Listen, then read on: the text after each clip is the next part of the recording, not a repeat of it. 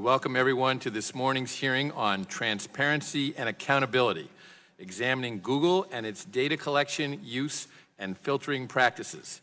Before I recognize myself and the ranking member for opening statements, I'd like to recognize our first witness, the Majority Leader, Kevin McCarthy of California, for his statement.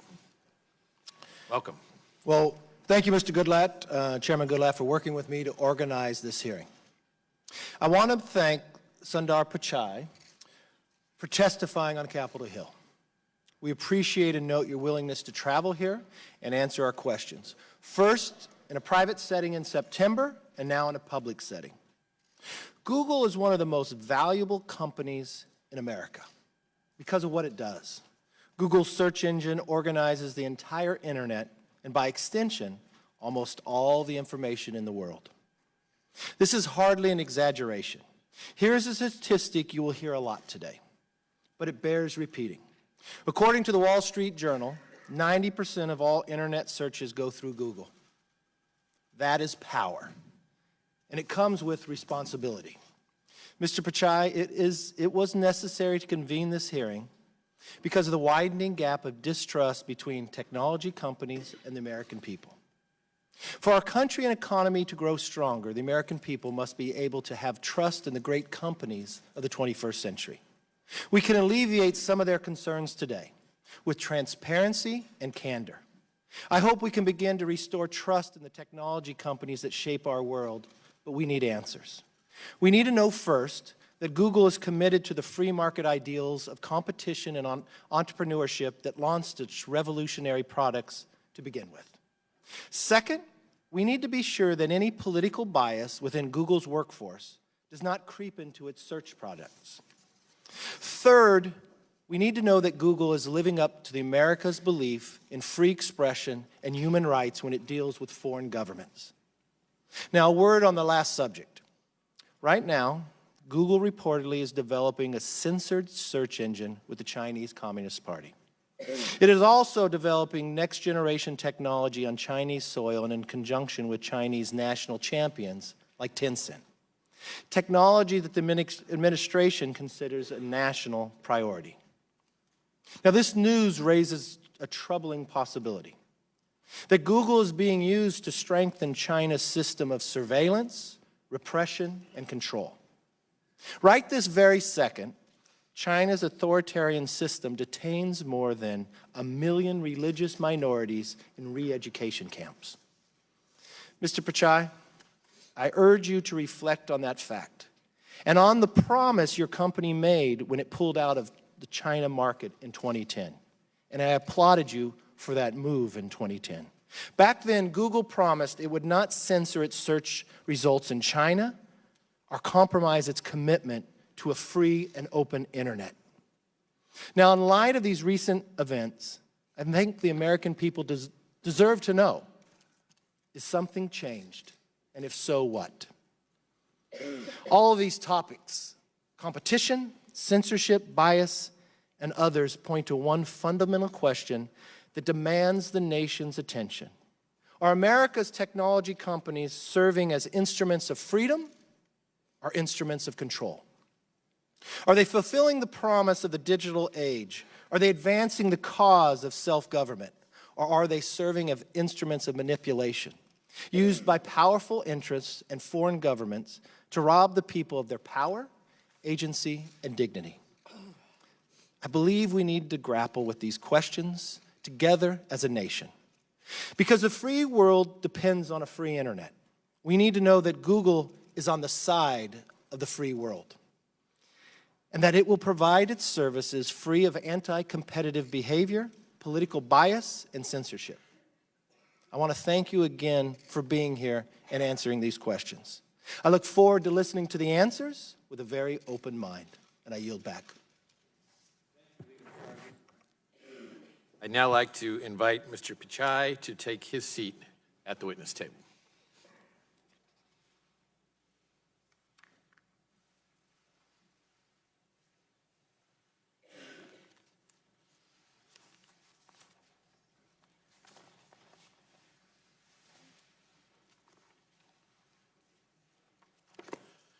Without objection, The chair now recognizes the ranking member, Mr. Nadler, for a point of personal privilege to recognize a member of his staff, a very distinguished member of his staff. Thank you, Mr. Chairman.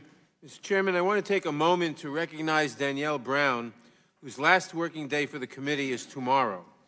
Danielle has served on the Judiciary Committee Democratic staff for more than a decade in a variety of roles, beginning as staff assistant and then going to counsel, parliamentarian, chief legislative counsel, and most recently, deputy chief counsel. Danielle has been essential to the operations of this committee, and she has been involved in nearly every important piece of committee business over the last decade. Her interests and expertise range from protecting vulnerable immigrants to ensuring reproductive freedom and preserving vital consumer protections. She is leaving us now, unfortunately, to become general counsel and parliamentarian of the Ways and Means Committee. Our loss is surely their gain. I wish her well. I appreciate her wise counsel. I thank her for all of her years of service to this committee, and I hope the committee will join me in thanking her for her years of service to this committee. Would the gentleman yield?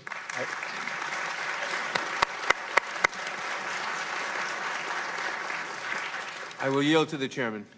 I thank the gentleman for yielding. I would like to join him in thanking Danielle for her service to this committee. She has worked with members on both sides of the aisle. She has worked with the majority staff very productively, very cooperatively on a great many issues that have made this committee not only more productive, but also operating in a fashion that has resulted in a number of bills getting from this committee all the way to the president's desk, whether that president be Barack Obama or Donald Trump.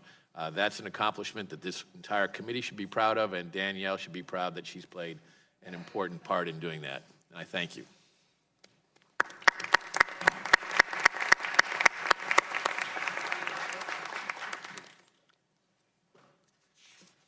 I now recognize myself for an opening statement. In the United States, Google operates the preeminent internet search engine, the leading email service provider, and the Android operating system, which runs most of the smartphones in the United States. When a consumer performs an internet search, sends an email, or uses his or her smartphone, Google collects information on that person. In fact, almost every minute of every day, the Android operating system sends information about the exact location, temperature, barometric pressure, and speed of movement of every phone that runs on the Android operating system. With Americans carrying their smartphones all day, every day, Google is able to collect an amount of information about its users that would even make the NSA blush. Of course, when users click through the terms of service for these services, they do consent to such collection. But I think it is fair to say that most Americans have no idea the sheer volume of detailed information that is collected. Today, I hope to get answers on the extent of data collection and use by Google. In addition, decades ago, Congress passed the Communications Decency Act, including Section 230 of that act, which allows service providers to remove lewd, lascivious, excessively violent, or otherwise objectionable content from their platforms. This law allows service providers to remove illegal materials, including child pornography and content that is illegal under our intellectual property laws. While meant to allow them to block illegal, obscene, and harmful materials, there is some discretion that service providers, by necessity, must use to make decisions about what content is harmful or objectionable. Given Google's ubiquity in the search market, Google is often consumers' first and last stop when searching for information on the internet. As such, this committee is very interested in how Google makes decisions about what constitutes objectionable content that justifies filtering, and who at Google makes these decisions. Given the revelation that top executives at Google have discussed how the results of the 2016 elections do comply with Google's values, these questions have become all the more important. While it is true that Google is not a government entity, and so it does not have to comply with the First Amendment, the American people deserve to know what types of information they are not getting when they perform searches on the internet. The market works best when information about products and services is readily available. And so today, on behalf of this committee and the American consumer, I hope to get answers from Mr. Pichai regarding who at Google makes the judgment calls on whether to filter or block objectionable content, and what metrics Google uses to make those decisions. I want to thank Google's CEO for his willingness to testify today and to answer these and other questions.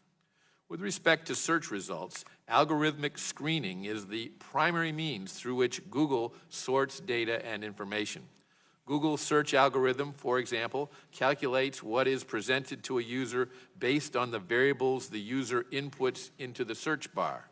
At its best, Google's algorithm reaches the best answer in the least amount of time while providing choices to the user by ranking pages most relevant to the search inquiry. Of course, by ranking pages, Google search always favors one page over another. This kind of bias appears harmless. After all, the point of a search is to discriminate among multiple relevant sources to find the best answer. This process, however, turns much more sinister with allegations that Google manipulates its algorithm to favor the political party it likes, the ideas that it likes, or the products that it likes. There are numerous allegations in the news that Google employees have thought about doing this, talked about doing this, and have done it. The dangerous implications to a fair democratic process cannot be understated. One study performed by psychologist Robert Epstein has revealed that internet search rankings have a significant impact on consumer choices, mainly because users trust and choose higher-ranked results more than lower-ranked results. After performing 5 relevant double-blind randomized controlled experiments using a total of 4,556 undecided voters representing diverse demographic characteristics of the voting populations of the United States and India, the study revealed that biased search rankings can shift the voting preferences of undecided voters by 20% or more. The shift can be much higher in some demographic groups, and search ranking bias can be masked so that people show no awareness of the manipulation. The potential for this kind of bias is clearly problematic and is further compounded by the fact that Google every day collects mountains of information about its users while they are actively engaged with a Google product or even when they are not. According to a study conducted by Vanderbilt University, a dormant, stationary Android phone with Chrome active in the background communicated location information to Google 340 times during a 24-hour period, or at an average of 14 data communications per hour. The collection of location data may be obvious to most users, but they are often unaware of the many sensors that the Android platform supports, including an accelerometer, a barometer, and a photometer. These sensors, in addition to the cameras and microphone on a mobile device, can collate into a very accurate picture of where a user is, what they are doing, and who else is there. The shocking amount of information that Google collects via its phones was recently featured on Good Morning America, in which a reporter using an Android phone with no SIM card that wasn't connected to the internet discovered that the phone collected the device's movement, even identifying the mode of transportation, such as the subway or even a bicycle, and at times taking 10 sensor readings per minute. Moreover, Google's practice of reinforcing its dominance in light of allegations of self-serving bias creates little choice for consumers across the spectrum of internet-based products or services. Given that Google's ads show up on non-Google websites, and Google's search engine is being used as the default search tool on other products, such as the Apple phone, it is almost impossible to avoid Google altogether. Google is many things. It's one of the largest data collectors ever seen in human history. It's an advertiser that can get the right product to the right customer at precisely the right time. Google is also an internet giant, directing over 3.5 billion searches per day. With this massive authority, however, comes the potential for far-reaching abuse. The mere suspicion that Google manipulates its products and features for self-serving or even political purposes raises serious concerns about its business practices, its impact on free speech and our democratic process, and Americans' trust that the information gathered about them in their day-to-day lives is done with their knowledge and is not being used against them. My hope is that through our inquiries today, we will ensure more transparency and accountability going forward. Last, despite the nature and scope of today's hearing, Google is still the story of the American dream. The company was started by two individuals in a garage and grew to be one of the most successful companies in the world. 2 decades ago, we could not fathom instantaneous access to more information than that which is contained in all the encyclopedias in the world. Now we take that for granted because of the innovative services Google provides. With that, I want to again thank our witness for his presence here today. I look forward to your testimony. It's now my pleasure to recognize the ranking member of the committee, the gentleman from New York, Mr. Nadler, for his opening statement. Thank you, Mr. Chairman. Mr. Chairman, our society has become increasingly reliant on social media and other online platforms to obtain, create, share, and sort information. This information helps us make decisions ranging in importance from where to make dinner reservations to which candidate to vote for in a presidential election. The public's increasing use of these platforms has generated many positive benefits for society, but it has also given rise to some troubling trends. Google is among the dominant firms in this field. As such, given the public's widespread use and reliance on its products and services, there are legitimate questions regarding the company's policies and practices, including with respect to content moderation and the protection of user privacy. But before we delve into these questions, I must first dispense with a completely illegitimate issue, which is the fantasy dreamed up by some conservatives that Google and other online platforms have an anti-conservative bias. As I have said repeatedly, no credible evidence supports this right-wing conspiracy theory. I have little doubt that my Republican colleagues will spend much of their time presenting a laundry list of anecdotes and out-of-context statements made by Google employees as supposed evidence of anti-conservative bias. But none of that will actually make it true. But this fact-free propaganda does help generate the mistrust that the majority leader referred to a few moments ago. And even if Google were deliberately discriminating against conservative viewpoints, just as Fox News and Sinclair Broadcasting and conservative talk radio hosts like Rush Limbaugh discriminate against liberal points of view, that would be its right as a private company to do so, not to be questioned by government. During the Reagan administration, about 35 years ago, the Federal Communications Commissioners appointed by Ronald Reagan abolished what we used to have called the Fairness Doctrine, which placed an obligation on broadcasters who use the public airwaves to be fair to different points of view. This question might be relevant if the Republican members wanted to bring back the Fairness Doctrine and expand its scope to social media companies. I doubt we will see any interest in doing so. But we should not let the delusions of the far right distract us from the real issues that should be the focus of today's hearing. For example, we should examine what Google is doing to stop hostile foreign powers from using its platform to spread false information in order to harm our political discourse. It has been more than 2 years since the 2016 election, yet this committee has not held a single hearing focused on Russia's campaign to manipulate online platforms to undermine American democracy, despite the fact that it is the consensus view of our intelligence agencies that Russia engaged in a massive disinformation campaign to influence the 2016 election. I hope that Mr. Pichai can tell us what actions Google has taken to counter this unprecedented attack and what gaps remain in its defenses without being so specific as to give a guidance to foreign powers. This may help Congress determine what more can be done to further insulate our democratic processes from foreign interference. We should also examine how Google enforces community standards that prohibit racist or bigoted threats and other inappropriate conduct. While Internet platforms have produced many societal benefits, they have also provided a new tool for those seeking to stoke racial and ethnic hatred. The presence of hateful conduct and content on these platforms has been made all the more alarming by the recent rise in hate-motivated violence. According to statistics recently released by the FBI, reported incidents of hate crimes rose by 17% last year compared to 2016, marking the third consecutive year that such reports have increased. The horrible massacre at the Tree of Life Synagogue in Pittsburgh, the recent murder of an African-American couple in a Kentucky grocery store, the killing of an Indian engineer last year in Kansas are sadly not isolated outbursts of violence, but the most salient examples of a troubling trend. We should consider to what extent Google and other online platforms may have been used to foment and to disseminate such hatred, and how these platforms can play a constructive role in combating its spread. As the dominant player in its field, Google possesses significant market power.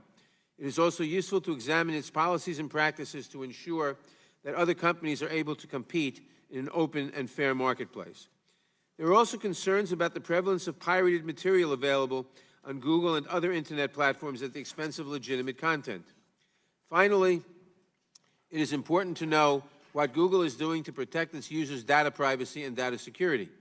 The Wall Street Journal recently reported that Google discovered last March that a bug in its social media platform, Google+, had exposed the private profile data of up to 500,000 users to third-party developers, but it opted not to disclose the issue publicly, not even to those who may have been affected at the time.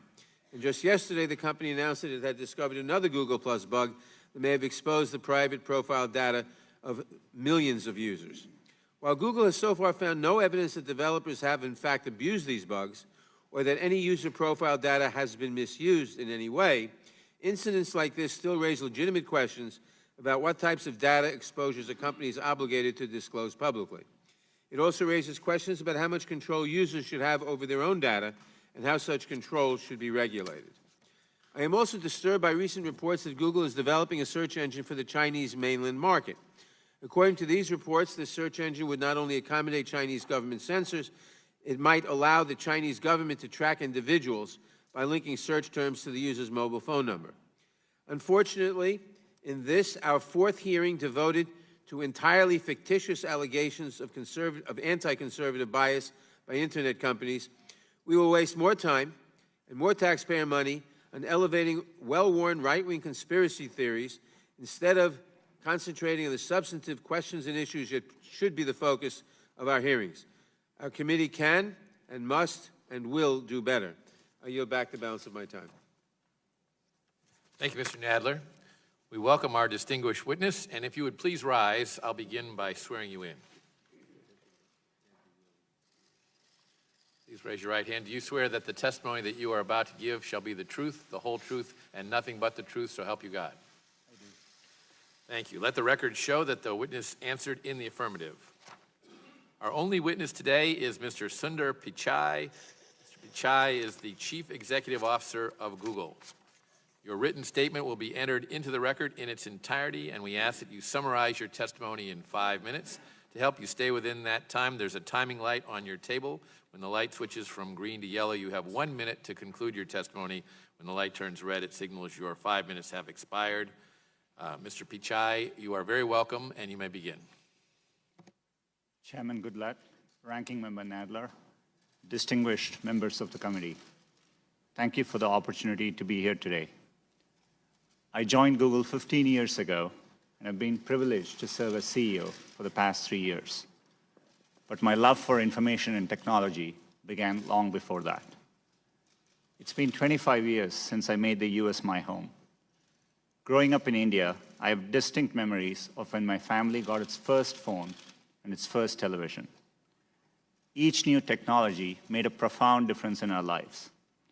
Getting the phone meant I could call ahead to the hospital to check that the blood results were in instead of taking a 2-hour trip there. And the television, well, it only had one channel, but I couldn't have been more thrilled by its arrival. Those experiences made me a technology optimist, and I remain one today. Not only because I believe in technology, but because I believe in people and their ability to use technology to improve their lives. I'm incredibly proud of what Google does to empower people around the world, especially here in the US. I'd like to take a moment to share a bit of background on that. 20 years ago, 2 students, one from Michigan and one from Maryland, came together at Stanford with a big idea: to provide users with access to the world's information. That mission still drives everything we do, whether that's saving you a few minutes on your morning commute or helping doctors detect disease and save lives. Today, Google is more than a search engine. We are a global company that's committed to building products for everyone. That means working with many industries, from education and healthcare to manufacturing and entertainment. Even as we expand into new markets, we never forget our American roots. It's no coincidence that a company dedicated to free flow of information was founded right here in the US. As an American company, we cherish the values and freedoms that have allowed us to grow and serve so many users. And I'm proud to say we do, and we will continue to work with the government to keep our country safe and secure. Over the years, our footprint has expanded far beyond California to states such as Texas, Virginia, Oklahoma, and Alabama. Today in the US, we are growing faster outside of the Bay Area than within it. I've had the great opportunity to travel across the country and see all the places that are powering our digital economy, from Clarksville to Pittsburgh to San Diego, where we recently launched a partnership with the USO to help veterans and military families. Along the way, I've met many people who depend on Google to learn new skills, find jobs, or new businesses. Over the past year, we have supported more than 1.5 million American businesses. And over the past 3 years, we have made direct contributions of $150 billion to the US economy, added more than 24,000 employees, and paid over $43 billion to our US partners across Search, YouTube, and Android. These investments strengthen our communities and support thousands of American jobs. They also allow us to provide great services to our users to help them through the day. It's an honor to play this role in people's lives. And it's one we know comes with great responsibility.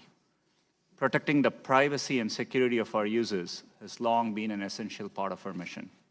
We've invested an enormous amount of work over the years to bring choice, transparency, and control to our users. These values are built into every product we make. We recognize the important role of governments, including this committee, in setting rules for the development and use of technology. To that end, we support federal privacy legislation and proposed a legislative framework for privacy earlier this year. Users look to us to provide accurate, trusted information, and we work hard to ensure the integrity of our products. We have put a number of checks and balances in place to ensure they continue to live up to our standards. I lead this company without political bias and work to ensure that our products continue to operate that way. To do otherwise would be against our core principles and our business interests. We are a company that provides platforms for diverse perspectives and opinions, and there is no shortage of them amongst our employees. Some Googlers are former servicemen and women who have risked much in defense of their country. Some are civil libertarians who fiercely defend freedom of expression. Some are parents who worry about the role technology plays in our households. Some, like me, are immigrants who are profoundly grateful to the freedoms and opportunities it offers. And some of us are many of these things. Let me close by saying that leading Google has been the greatest professional honor of my life. It's a challenging moment for our industry, but I'm privileged to be here. I greatly appreciate you letting me share the story of Google and our work to build products worthy of the trust users place in us. Thank you for the opportunity, and I look forward to answering your questions. Thank you. We'll now proceed under the 5-minute rule with questions, and I'll begin by recognizing myself.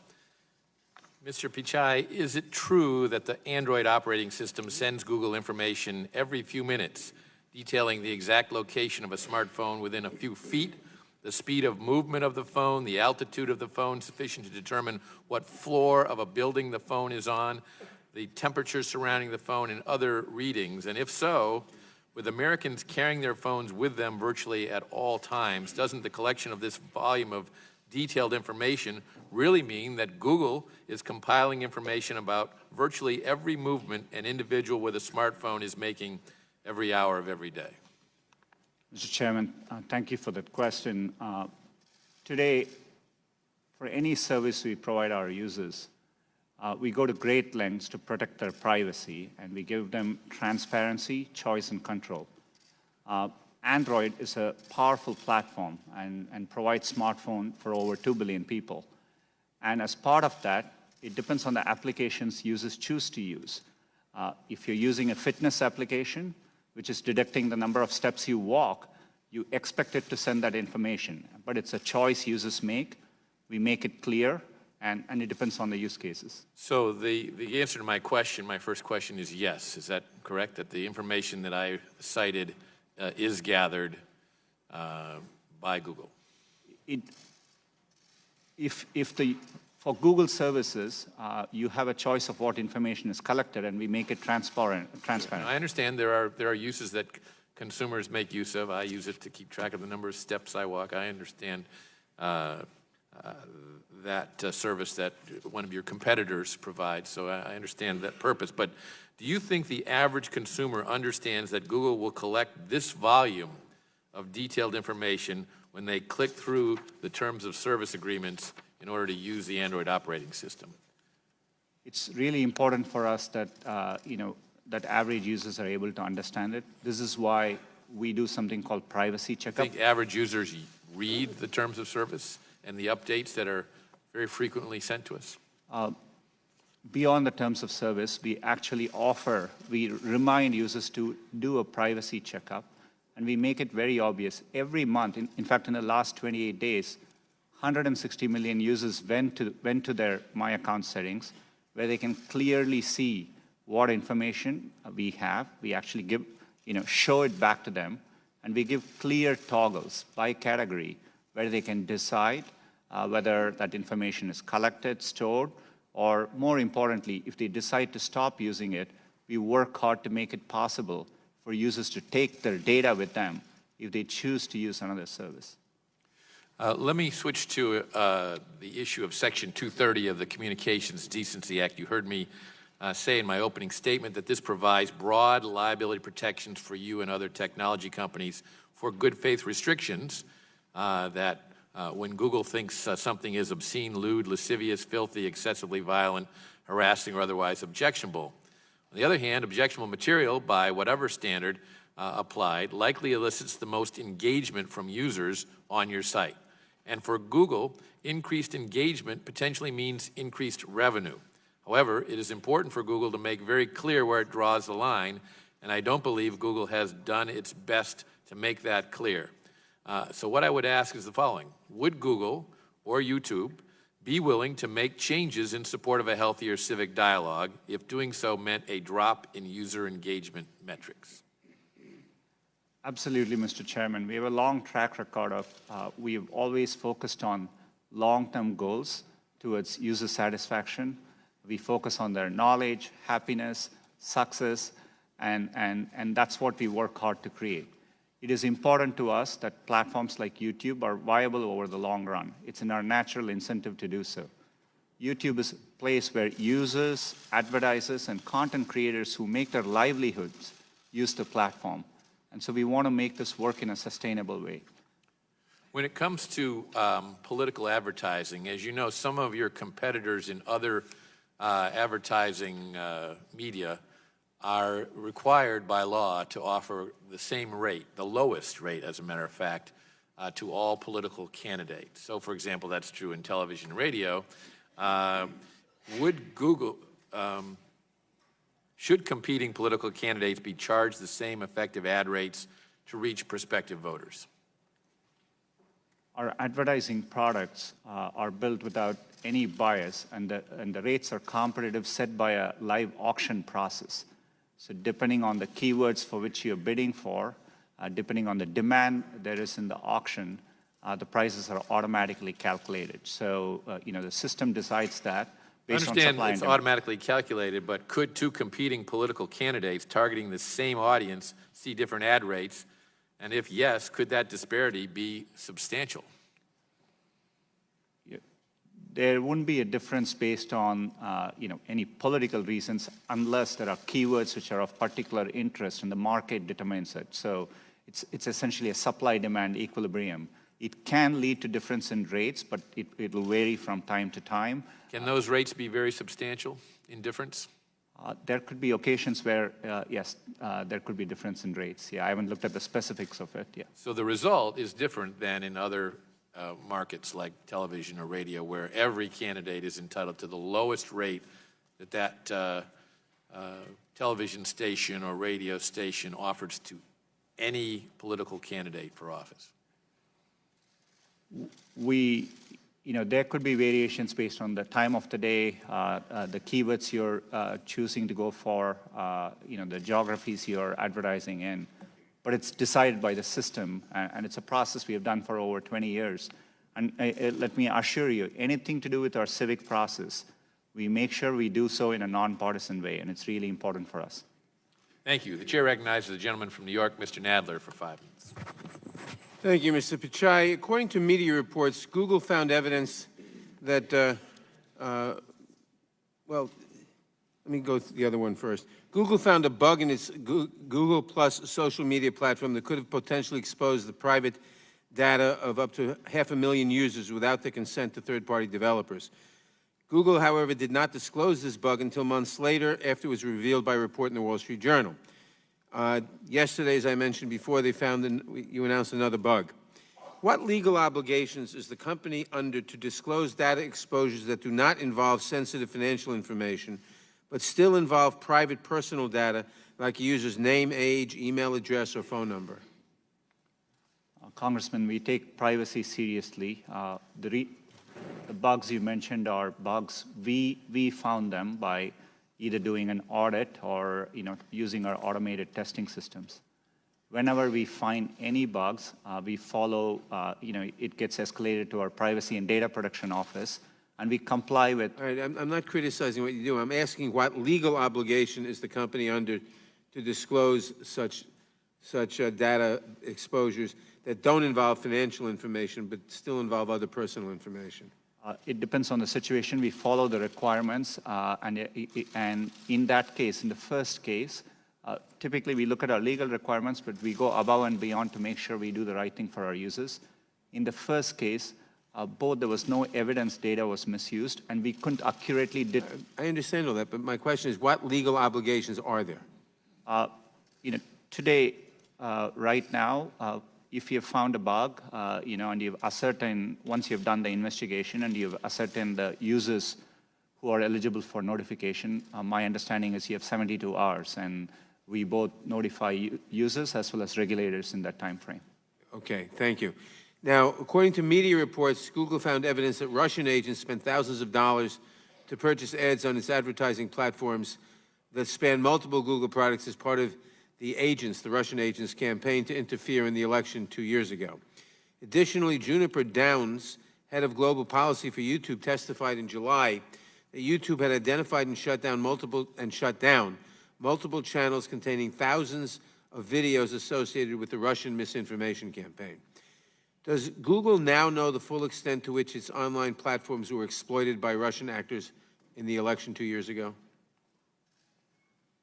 We have, we undertook a very thorough investigation, and in 2016, we now know that there were 2 main ad accounts linked to Russia, which advertised on Google for about $4,700 in advertising.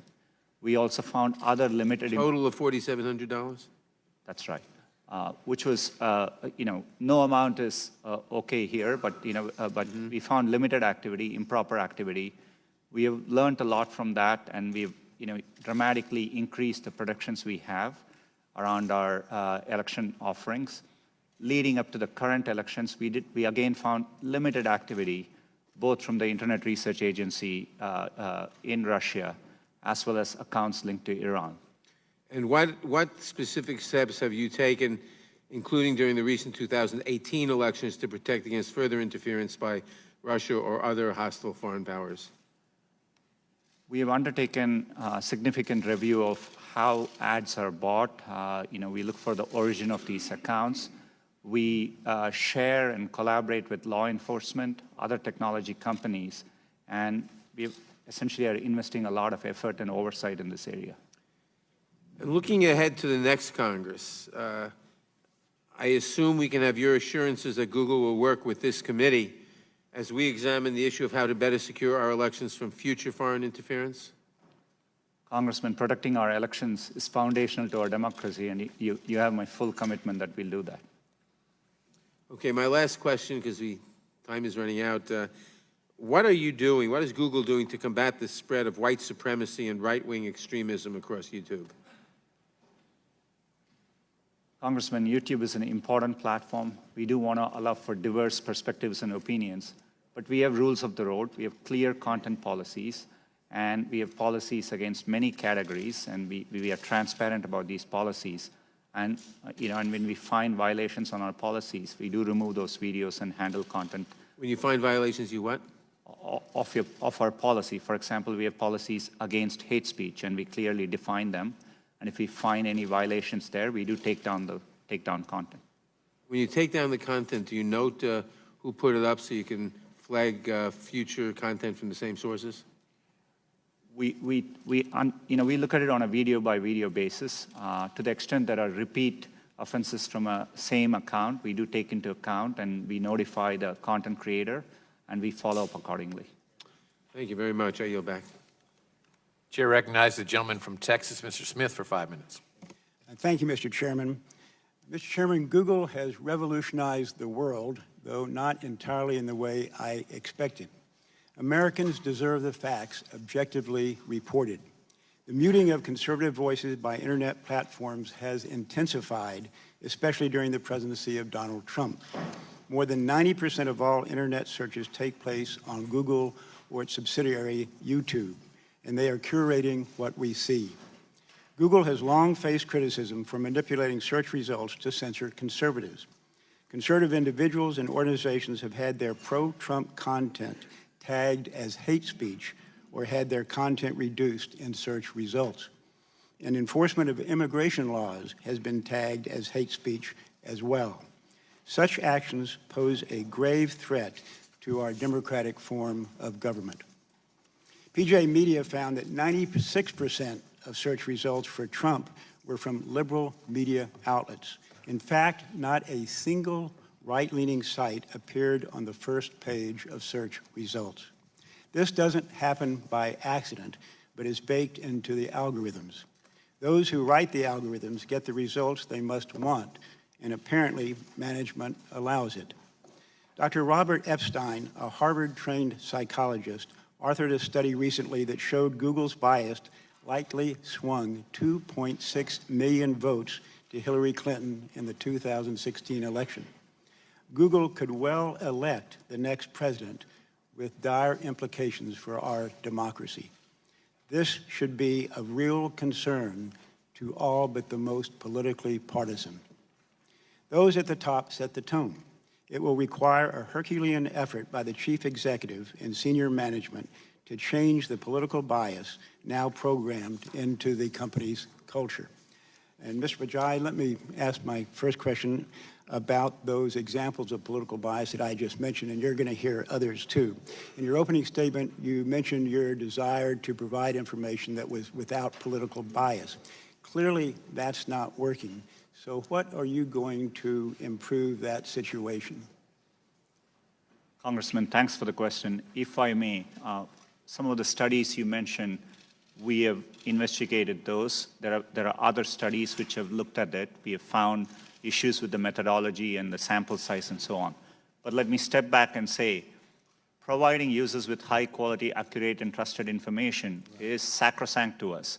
It's what our principles are, and our business interests, our natural long-term incentives are aligned with that. We want to serve users everywhere, and we need to earn their trust in doing so. Right. So what actions are you going to take to try to counter the political bias in some of those examples that I just gave? I mean, they're irrefutable, so it occurs. You have to take some responsibility for that bias.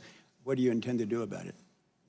Congressman, with respect, Dr. Epstein's study, we have investigated. We don't agree with the methodology. Happy to follow up with your office and give our findings on that study. When we look at it, we evaluate our studies to evaluate our search results. Today, we use a very robust methodology, and we've been doing this for 20 years. making sure the results are accurate is what we need to do well, and we work hard to do that. What does methodology have to do with the fact that 96% of the references to Trump are from liberal media? There are always studies, which can show one set of data and arrive at conclusions. But we have looked at results on our top news category. We find that we have a wide variety of sources, including sources from the left and sources from the right, and we are committed to making sure there's diverse perspectives. By the way, the study that I referred to was done by a self-proclaimed Democrat who voted for Hillary Clinton and said he regretted to find what he found, but he felt it was irrefutable and no one has been able to disprove him. Let me go to another question, and that is clearly there may be a difference of opinion as to the degree or amount of political bias. Would you agree to allow an independent entity to study your search results for political bias? I know you've have individuals studying that now, but you appointed them. Would you allow a third-party, independent, outside organization to study your search results and cooperate with them to determine the degree, or if any, of political bias? Congressman, if I may make 2 points. One is, today there have been independent third-party studies looking at search results. The Economist did it. But you chose those third parties. I'm talking about someone truly independent.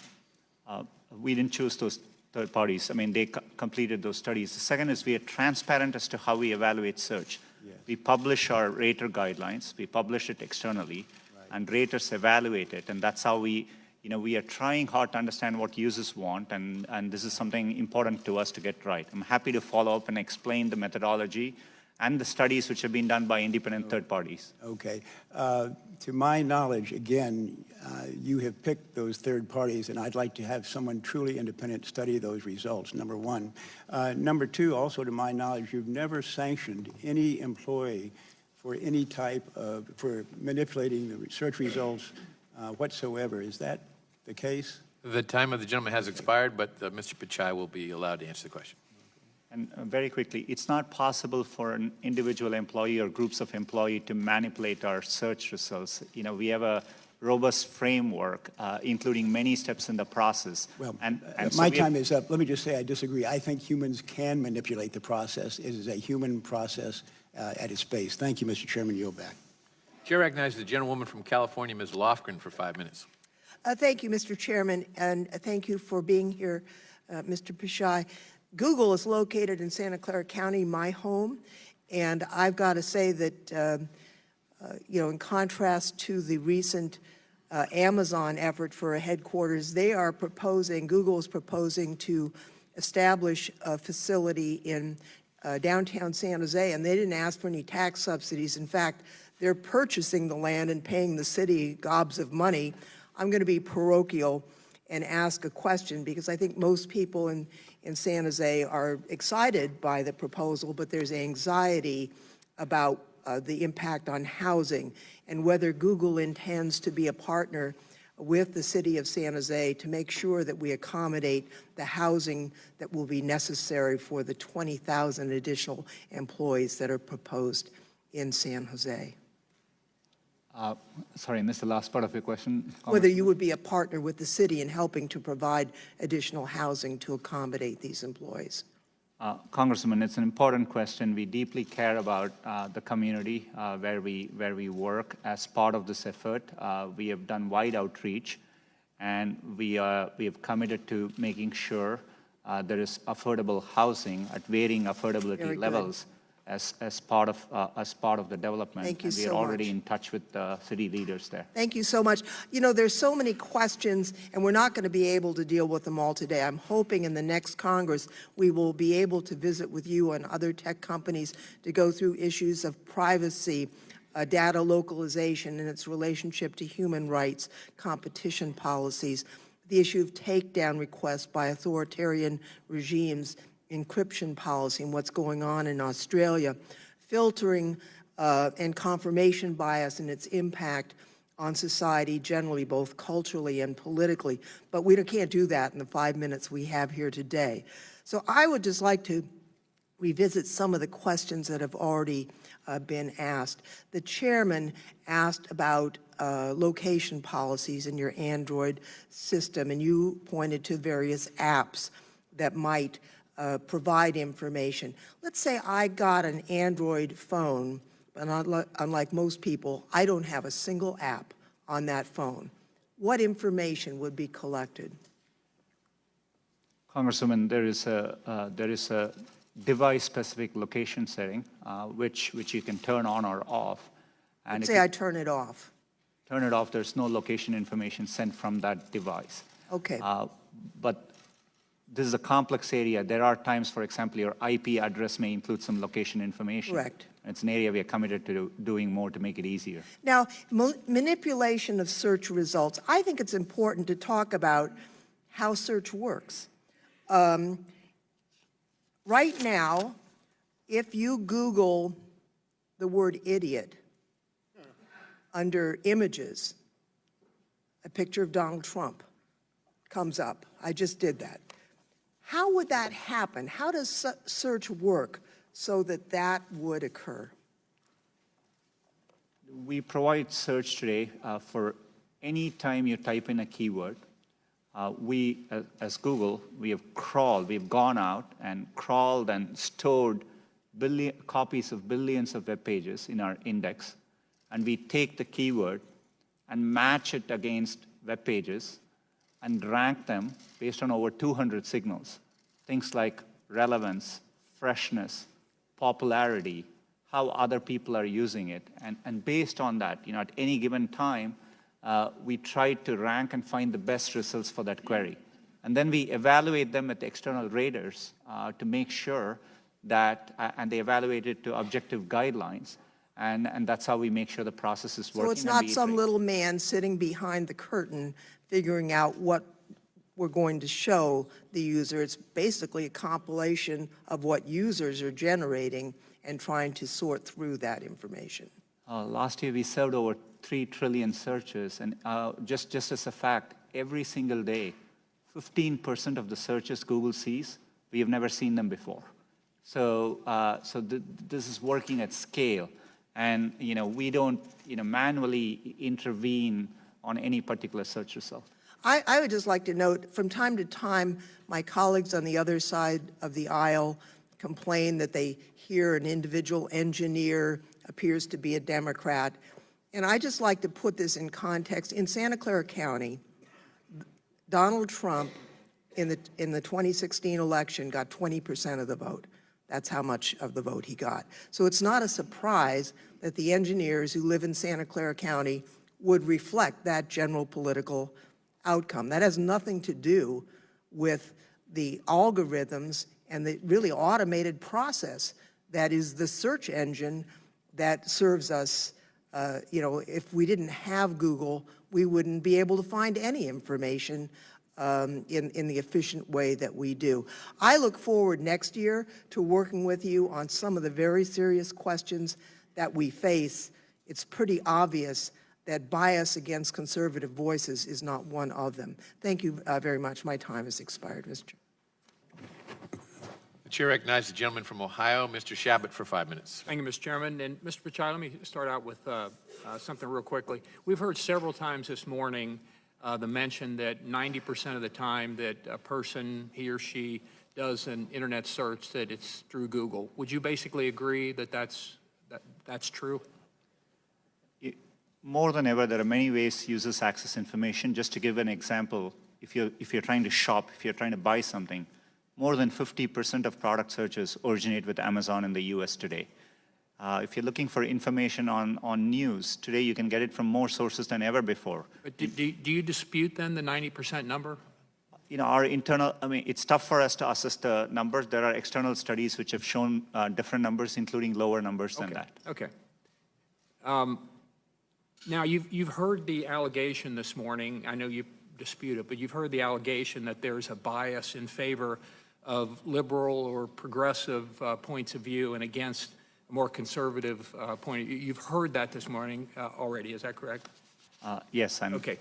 Let me tell you now about a firsthand experience that I've had. I do a weekly blog. I've been doing it for the better part of 9 years now. And a while back, Republicans in the House passed legislation to repeal and replace Obamacare. Our bill was called the American Health Care Act, or the AHCA. When I was writing my blog about that, I Googled American Health Care Act, and virtually every article was an attack on our bill. Article after article alleging that our bill would result in millions and millions of people losing the great care that they were supposedly getting under Obamacare. I would argue that was completely false. But it wasn't until you got to the third or fourth page of search results before you found anything remotely positive about our bill. Let me give you a second example. The Republican tax cut bill was passed about a year ago, the Tax Cuts and Jobs Act, same story. Article after article attacking the Republican tax cut plan, alleging the tax cuts only went to the rich when, in actuality, about 85% of taxpayers got their taxes cut, including millions and millions of middle-class taxpayers.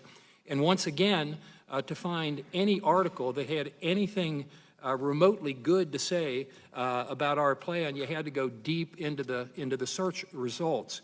Now, I know Google's attitude.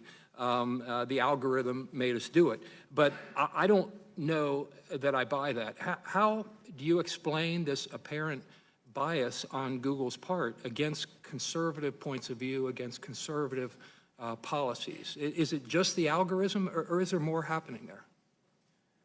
Congressman, I understand the frustration at seeing negative news, and I see it on me. On Google, there are times you can search on Google, and page after page there's negative news which we reflect. But what is important here is we use a robust methodology to reflect what is being said about any given topic at any particular time. And we try to do it objectively using a set of rubrics. It is in our interest to make sure we reflect what's happening out there in the best objective manner possible. I can commit to you and I can assure you, we do it without regards to political ideology. Our algorithms have no notion of political sentiment. I guess not. I'm going to run out of time here. I apologize for interrupting, but and I sincerely believe that you believe what you're saying here. But you've got almost 90,000 employees. Somebody out there is doing something that just isn't working if you're looking for unbiased results. And I've seen this firsthand. Time after time. I just mentioned two of the most obvious ones that people would remember. Yeah, those bills, heard about those.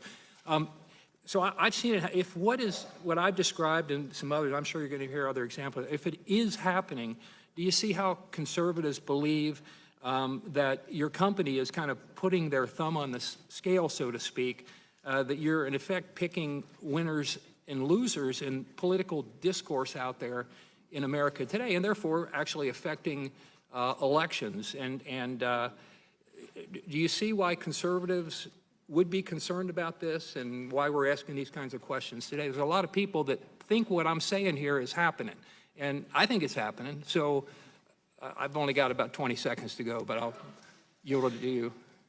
Congressman, it's important to me that I understand these concerns. This is why I've been trying to reach out and meet people. We've done outreach. We want to explain how these things work. We are happy to look at independent studies. It's important to us to demonstrate that our products work without any bias, and we build our products in a neutral way. And I'm happy to follow up and look forward to getting a chance to explain it better. Thank you very much, and I appreciate your willingness to follow up, because I think a lot of people have a lot of questions. And I know I'm already out of time, but let me also thank Google for one thing, and I happen to be chair of the House Small Business Committee, and your company has worked with an awful lot of small businesses all across the country, created a lot of jobs, and I commend you for that. Yield back. The chair recognizes the gentleman from the gentlewoman from Texas, Ms. Jackson Lee, for 5 minutes. Good morning, Mr. Pichai. I'm right here. It's a pleasure to have you here this morning. I'm going to try and answer or offer to you questions initially that require just a yes or no answer, if you would. Does Google choose conservative voices over liberal voices? We approach our work without any political bias. We build it in a neutral way. Answer is no, or yes or no? No, Congressman. If hate speech provokes violence, Is that the definition beyond other aspects that you consider that you would take it down? I know there are other aspects, but particularly encouraging violence. Does that get taken down? In primary purpose of inciting violence is what we consider as hate speech. Yes, Congressman. And it would be taken down? Yes, we would remove. I want to just take note of the fact that I look forward to best practices when we start the 116th Congress in terms of having more hearings. My view is that this committee has washed its hands clean of engaging in meaningful oversight of technology platform efforts to sift through content being sold by hostile foreign actors claiming to heighten social division at the peril of democracy. I won't ask a question on that, but I will make mention of the Universal Declaration of Human Rights, Article 12, which says no one should be subjected to arbitrary interference with his privacy. And it's been noted that Google does engage in reviewing emails. Would you commit to adhering to Article 12 of the Declaration of Human Rights that relates to protecting the privacy of individual emails? You know, we think privacy is an important individual right. It's an important human right, and we are committed to upholding that and happy to engage in any discussions with respect to that. I'd like to do so. We know that building the U.S. economy through innovation is very important. I would like to know whether or not you would be open to Google involving the AI economy to non-traditional areas of social economic groups. Data shows the impact of not having that access. Would you be welcome, or would you welcome invitations to those communities to do more than what has been done? Definitely, absolutely, yes. You received a letter from the Senate a few weeks ago regarding illegal drug sales. It's quite extensive, and my question is, have you made any efforts to deal with the facilitating of sale of counterfeit, substandard, and falsified medicines sold through illegal online pharmacies? Congressman, this is a national crisis. We have undertaken a lot of work in this area. We just recently rolled out, we participated in National Take Back Day. In Google Maps, we show drop-off locations. We work with law enforcement here, and just last week, we received a corporate citizenship award from Partnership for Drug-Free America, and we are very committed to doing more work in this area. We applauded you in 2010 when Google took a very powerful stand of principle and democratic values over profits and came out of China.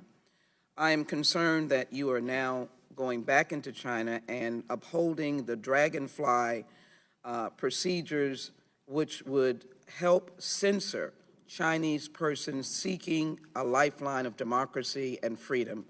How can you do that, and what are you doing to minimize or to indicate that this is not best practices? Congressman, at the outset, right now we have no plans to launch in China. We don't have a search product there. Our core mission is to provide users access to information, and getting access to information is an important human right. So we are always compelled across the world to try hard to provide that information. But right now there are no plans to launch search in China. I'm committed to being fully transparent, including with policymakers, to the extent we ever develop plans to do that. I'd like to pursue that with you, and I thank you for that. I think that was an important statement. My community is diverse. As you well may have heard, the Congressional Black Caucus has been working extensively with Google and other search engines to recognize there are not enough individuals of diversity and African Americans. My district has a huge number of musicians, artists, and creators from all areas of entertainment. I'd be interested in what efforts are being taken by Google's platform YouTube to promote diversity and inclusion with its employees. What are the demographics of YouTube's U.S. employees? And also, how is YouTube currently distributing resources for U.S. diversity? But the focus is on diversity. What are you doing? YouTube is a great message, and there is a whole population growing of diverse persons, including African Americans. Diversity is an area where we are very committed to. YouTube, as you highlighted, is a platform where, as we reach out to content creators, we want to ensure there is diverse perspectives, and we do reach out to minority communities, and we engage with them to make sure they have a voice on the platform. It's something we are committed to doing. As a company, we have been undertaking a lot of work. We were one of the first to publish a transparency report. We publish our representation numbers externally. There is a lot more work left to do. We acknowledge that, but it's an area I know we have engaged with the Congressional Black Caucus, and we're committed to doing more. Let me invite you to Texas and the 18th Congressional District on these very important issues, and I'd like to work with Google as we go forward on some of the many issues that I've raised here today. It would be a pleasure to do that. I thank you very much. Mr. Chairman, I'd like to put into the record a letter from equic.org dated December 10th, 2018. Ask unanimous consent, Mr. Chairman. Without objection. And let me thank the witness for his testimony. Thank you also for your work. Chair thanks the gentleman. Recognize the gentleman from California, Mr. Issa, for 5 minutes. Thank you, Mr. Chairman. Mr. Pichai, I would like to follow up on some of the gentlemen that came before me on this side of the dais who talked about the bias. And I know that the gentlelady from Texas and some of the others said there is no bias. But I'd like to pick up where Sheila Jackson-Lee just left off, because I think it's important. She used numbers and outcome that she either has or believes exist to say that you have to do better in the minority community. Do you agree with that? As a company, we are committed to making sure... No, but statistically, the outcome that she measures is how she asks you to do better, because your outcome is insufficient relative to the size of her community. Do you agree with that? You know, I interpret it as we today don't have enough representation internally. Very good. You got her point. Now, here's the point that I think we're giving. If you measure the outcome, such as some of those that were just listed by the gentleman from Texas and Ohio, what you find is that there is an appearance of bias, including, quite frankly, the outcome of search engines, even the question of whether if I pay for advertising and my Democratic opponent pays for advertising, if the characteristic of what we happen to search for somehow is more expensive if you're trying to get conservative than Republican. Those are outcome events. Will you commit to look in the case of potential political bias in all aspects of your very large company, to look at the outcome, measure the outcome, and see if, in fact, there is evidence of bias using that, and then work backwards to see if some of that can be evened to what would appropriately be the outcome? Do you see my point there? Congressman, I understand. We don't want any, while I'm confident we don't approach our work with any political bias, I think it's important to me that we always look at outcomes and we assess to make sure there's no evidence of bias. And the reason I give you this point, for most of my adult life, there have been laws on the book to stop the events that Ms. Jackson-Lee speaks of. We have had laws to protect minority communities. We have had laws to protect against segregation and bias. And yet, there are measurements that are still being used, including, quite frankly, we create districts that are dedicated to minorities in this country under federal orders because of a history or a measurement of outcome. And I would ask you to seriously come back, commit to measure, and when you find an outcome that is inconsistent with that which would be ordinarily predictable. I mean, we are two parties relatively tied in the outcome of elections on a national basis. If that outcome doesn't come out similar, then in fact, you have the evidence to work backwards and see if in fact policies can be found which are causing that artificially. And which, by the way, might include an overzealous liberal crowd that simply spends more time trashing Republicans than vice versa. That might be what you find, but unless you look at the outcome, you're always going to say, well, we seem to be fair, but the outcome measured by my colleagues will, in fact, not work out. Congressman, I think it's a valid point. I appreciate it and happy to engage more and follow up on it. I want to get through just two more quick things. In your opening statement and in the questions you've asked, you have talked about turning off location and other data collection. And there are two things that I'm concerned about. Can you commit, as you go through generation 15, 16, 17 of your software, to improve the dashboard, the transparency, and the tools available to teach people how to protect their privacy how to offload data, how to, in fact, turn off things they may not want to have in order to gain privacy? It's an area we want to do better. I want to acknowledge as the company has grown a lot, there is complexity, and it's something I do think we can do better. More than we do today show clear dashboards with the data and give controls, but we want to simplify it, make it easier for average users to navigate these settings, and it's something we are working on. And I will tell you, each time I try to turn it on and off, refreshing my memory is a pain, because there is no simple place to go to find out how to do it. But the reality is, I agree that you do have a dashboard, most don't. I ask unanimous consent now that an article from the Wall Street Journal, October 8th of 2018, be placed on the record. Without objection. And in that article, it talks about that the user data breach. And it also makes us aware that there's a memorandum at Google, and that memorandum has been requested by multiple members of Congress, including Senator Thune. Would you commit to provide that memorandum to Congress so that we can know more about the internal workings related to this breach? I'm happy to have my office follow up on it. I'm not fully aware of all the specifics there, but definitely I can commit to following up with your office on it. Thank you. Thank you, Mr. Chairman. Yield back. Chair thanks, gentlemen, and recognizes the gentleman from Tennessee, Mr. Cohen, for 5 minutes. Thank you, Mr. Chair. Howdy. First, I'd like to follow up what Mr. Issa was talking about. I use your apparatus often, or your search engine, and I don't understand all of the different ways that you can turn off the locations. There's so many different things. Have you considered having an online school that people could go to with a Google rep, and you could kind of log in and kind of ask questions, or have Google, and not like Comcast where you get put on hold for 30 minutes and then find somebody who you can't understand. Something easy to talk to somebody and say, how do I do this or that? Congressman, we are constantly looking for better ways to do it. One of the areas is giving online tutorials, and we haven't specifically looked at an option like that, but I'm happy to take that feedback. Today, we do remind people of privacy checkups, and we walk them through a flow. Around 20 million people come to it every day, and so we do. That's online, though. That's online. But you don't have individuals. I find it's a lot easier to talk to somebody and go, this is what I want, because the other thing is frustrating. But if you could look into that, I think would help. Privacy is something I think many people, and myself included, are interested in, but sometimes it's difficult to use the device to get that. Definitely.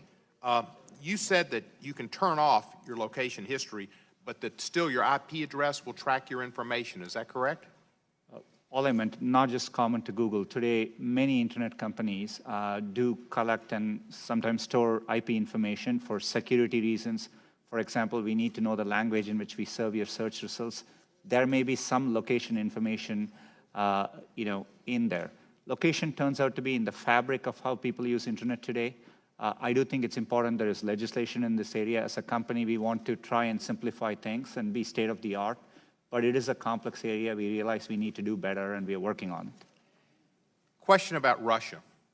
In recent months, authoritarian regimes, most prominently Vladimir Putin's regime in Russia, which seems to have first place, they're the Heisman winner of that, have used bots to manipulate YouTube's algorithms into restricting the accessibility of online content from democratic and human rights activists. Would the gentleman suspend Sure. the individual who has Stop the provided clock, us with a poster will remove that immediately from the room? Or the... Could we have the doors closed? Could we have the doors closed? Capitol Police will escort the gentleman out of the building. I feel like I'm at a USC football game and shiver them. Absolutely. Thanks. Gentleman's recognized. And I get 20 more seconds, right? Yes, without objection. All right, so in recent months, authoritarian regimes, most prominently Vladimir Putin's regime in Russia, have used bots to manipulate YouTube's algorithms into restricting the accessibility of online content from democratic and human rights activists by piling up tens of thousands of artificial dislikes to their videos. I'm aware human rights activists had met with representatives of Google to discuss this problem and find a way of amending the algorithms to prevent this abuse by authoritarian regimes, but so far no systemic solution has been found. YouTube is the main platform for democratic and human rights activists in authoritarian countries where the mainstream media are controlled by the governments. This results in YouTube algorithms as they currently operate, putting up barriers to the distribution of such content. What is YouTube and Google currently doing to address this problem? Congressman, both YouTube and Google are really committed to freedom of expression. We do want to be a platform by which people can get their messages out, and we work hard to do that. And, you know, I'm not sure of all the specifics in that particular case, but happy to follow up. But in general, we work hard. We operate around the world. Part of the reason we do it is so that we can be a platform by which people can get their messages out, and including human rights activists. But there are ways that bots could influence the algorithm by going in and disliking or whatever. Is that not right? You know, throughout our systems, we deal with, you know, spam bots and bots of many, many kinds. It's what we have worked hard over 20 years to make sure we can counter. We have several measures in place. We detect these activities and we respond strongly.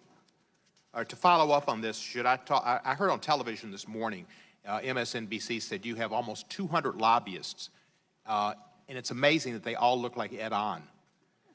But should I just talk to one of the Ed Ons and ask him to get with you on this issue? We'll definitely have our office follow up. Yeah. Thank you, sir. And by the way, as far as MSNBC would be a news, I mean, if you're on MSNBC, wouldn't that be in your news? Is MSNBC a news provider? Is that your question? So if you, like I put my name in here, Rep. Steve Cohen, I punch news. This weekend I was on MSNBC 4 times. And yet the first thing that comes up is the Daily Caller, not exactly a liberal, but I guess well-known group. Then Roll Call, then Breitbart News, then the Memphis Business Journal, then Breitbart News, then Breitbart. So it looks like you are overly using conservative news organizations on your news. And I'd like you to look into overuse of conservative news organizations to put on liberal people's news on Google. And if you'd let me know about that, I'd appreciate it. You know, we do get concerns across both sides of the aisle. You know, I can assure you we do this in a neutral way, and we do this based on that specific keyword, what we are able to assess as the most relevant information. And I'm sure you try to, but it's hard for me to fathom being on MSNBC for like 8 minutes each show, 4 times, and there's more content on Breitbart News than MSNBC. That might say something about, well, I'm not going to say that. Scary. Thank you, sir. Chair recognizes the gentleman from Ohio, Mr. Jordan, for 5 minutes. Thank you, Mr. Chairman. Mr. Pichai, in your opening statement, you said, I lead this company without political bias and work to ensure that our products operate that way. Ileana Murillo is Google's head of multicultural marketing. Does Ms. Murillo do good work? I'm not directly familiar with her work, but she's an employee of Google, and you know, we are proud of our employees. Well, you praised her work. The day after the 2016 election, in a 4-page email she wrote about her work with the Latino vote, she said, even Sundar gave our effort a shout-out. Is she referring to you there? She was referring to my communication around translation for a different related effort. Okay, well, I'm going to look at 2 other sentences she had in that long email, again, recapping her work in the 2016 election with the Latino vote. She said this, we pushed to get out the Latino vote with our features. A few lines down in her email, she qualified that sentence, and she said, we pushed to get out the Latino vote with our features in key states. And she specifically cites the states Florida and Nevada. Near the end of her email, in a similar sentence, she says, we supported partners like Voto Latino to pay for rides to the polls in key states. With me? I want to kind of analyze those 2 sentences. We pushed to get out the Latino vote with our features in key states. We supported partners like Voto Latino to pay for rides to the polls in key states. Is it fair to say the we in both sentences, Mr. Pichai, refers to Google? Congressman, we are very concerned whenever there are allegations like that. Our team looked into it. I'm not asking that question. I'm asking, is it fair to say the we in both sentences refers to the company Google? As Google, we wouldn't participate in any partisan efforts around any civic process, so you know, I don't think so. So we pushed and we supported partners like Voto Latino to pay for rides in polls in key states, and we pushed to get out the Latino vote during the 2016 election. And how were they getting that done? They were getting that done by according to Ms. Morello, you're head of multicultural marketing, by altering your features or configuring your features in such a way and for paying for rides for people to get to the polls. Is that an accurate reading of those? That's all I'm asking. Is that fair to say what those sentences are talking about? Not aware of all the specifics, but we did look into it. We found no evidence that there were any activity like that from Google towards that organization. So she's not telling the truth? For sure, we didn't find any supporting evidence of any such activity. She said she paid for rides to the polls, and they configured their features in such a way as to get out the Latino vote. And look, I actually think that's all okay, right? I think that's just a good corporate citizen encouraging voter participation, encouraging people to participate in our election process. I think so far those sentences are just fine, but then there's 3 words at the end of each sentence that do cause me real concern. And those 3 words are, we push to get out the Latino vote with our features in key states. Now suddenly it gets political. We supported partners like Voto Latino to pay for rides to the polls in key states. Now that makes everything different. So I got really just one question for you. Why? Why did Google configure its features and pay for rides to the polls to get out the Latino vote only in key states? Congressman, as I said earlier, we found no evidence to substantiate those claims. The only effort we do around elections. So your head of multicultural marketing, who you praised her work in this email, gave her a shout out, was lying when she said you were trying to get out the Latino vote in key states? We today, in the U.S., around elections, we make it, and this is what users look to us for, where to register to vote, where to find your nearest polling place, what are the hours they are open, and we do those things effectively. I appreciate that, Mr. Pichai. I already said that's being a good corporate citizen. What I'm asking is, why did you only do it in key states? We didn't do any such activity as Google on any of these key states. I mean, there are employees, I think Did you push to get out the Latino vote in all states? As Google, we don't have goals around pushing out to get any particular segment. We don't participate in partisan activities. We engage with both campaigns. We support and sponsor debates across both sides of the aisle, and we provide users with information to get to elections. Your head of multicultural marketing said you were pushing to get out the Latino vote, paying for a ride to the polls for the Latino vote only in key states, and you're saying that's not accurate. Yes, that's right. We haven't found any evidence to substantiate any. So she just made it up out of thin air the day after the election and wrote this email to your top executives, and it's not true? Congressman, I'm happy to follow up, but I think the employees today do their own activities. We don't want the follow-up. I want the real answers right here in this committee. As I said earlier, we have looked into it. We didn't find Did you push to get out the key vote? And I would say the 2 most populous states for Latinos would be California and Texas. Did you push to get out the Latino vote and pay for people to go to the polls in California and Texas? We as a company didn't have any effort to push out votes for any particular demographic. That would be against our principles. We participate in the civic process in a nonpartisan way, and we think it's really important we do it that way. Well, I just think it's interesting, Mr. Chairman, I know I'm over time, but I think it's interesting that their head of multicultural marketing writes an email the day after the election where she talks about 71% of Latino votes voted for Hillary, but that wasn't enough. And she talks about paying for rides to the polls in key states for Latino votes to get out the Latino vote in key states. And the head of the company says that's not accurate. The time of the gentleman has expired. The witness may answer the question. Chairman, I think it's important for us, and we are happy to follow up with Congressman there, and we haven't found any evidence to substantiate those allegations. But does Ms. Murillo still work for the company? it's my understanding she does. Yes, sir.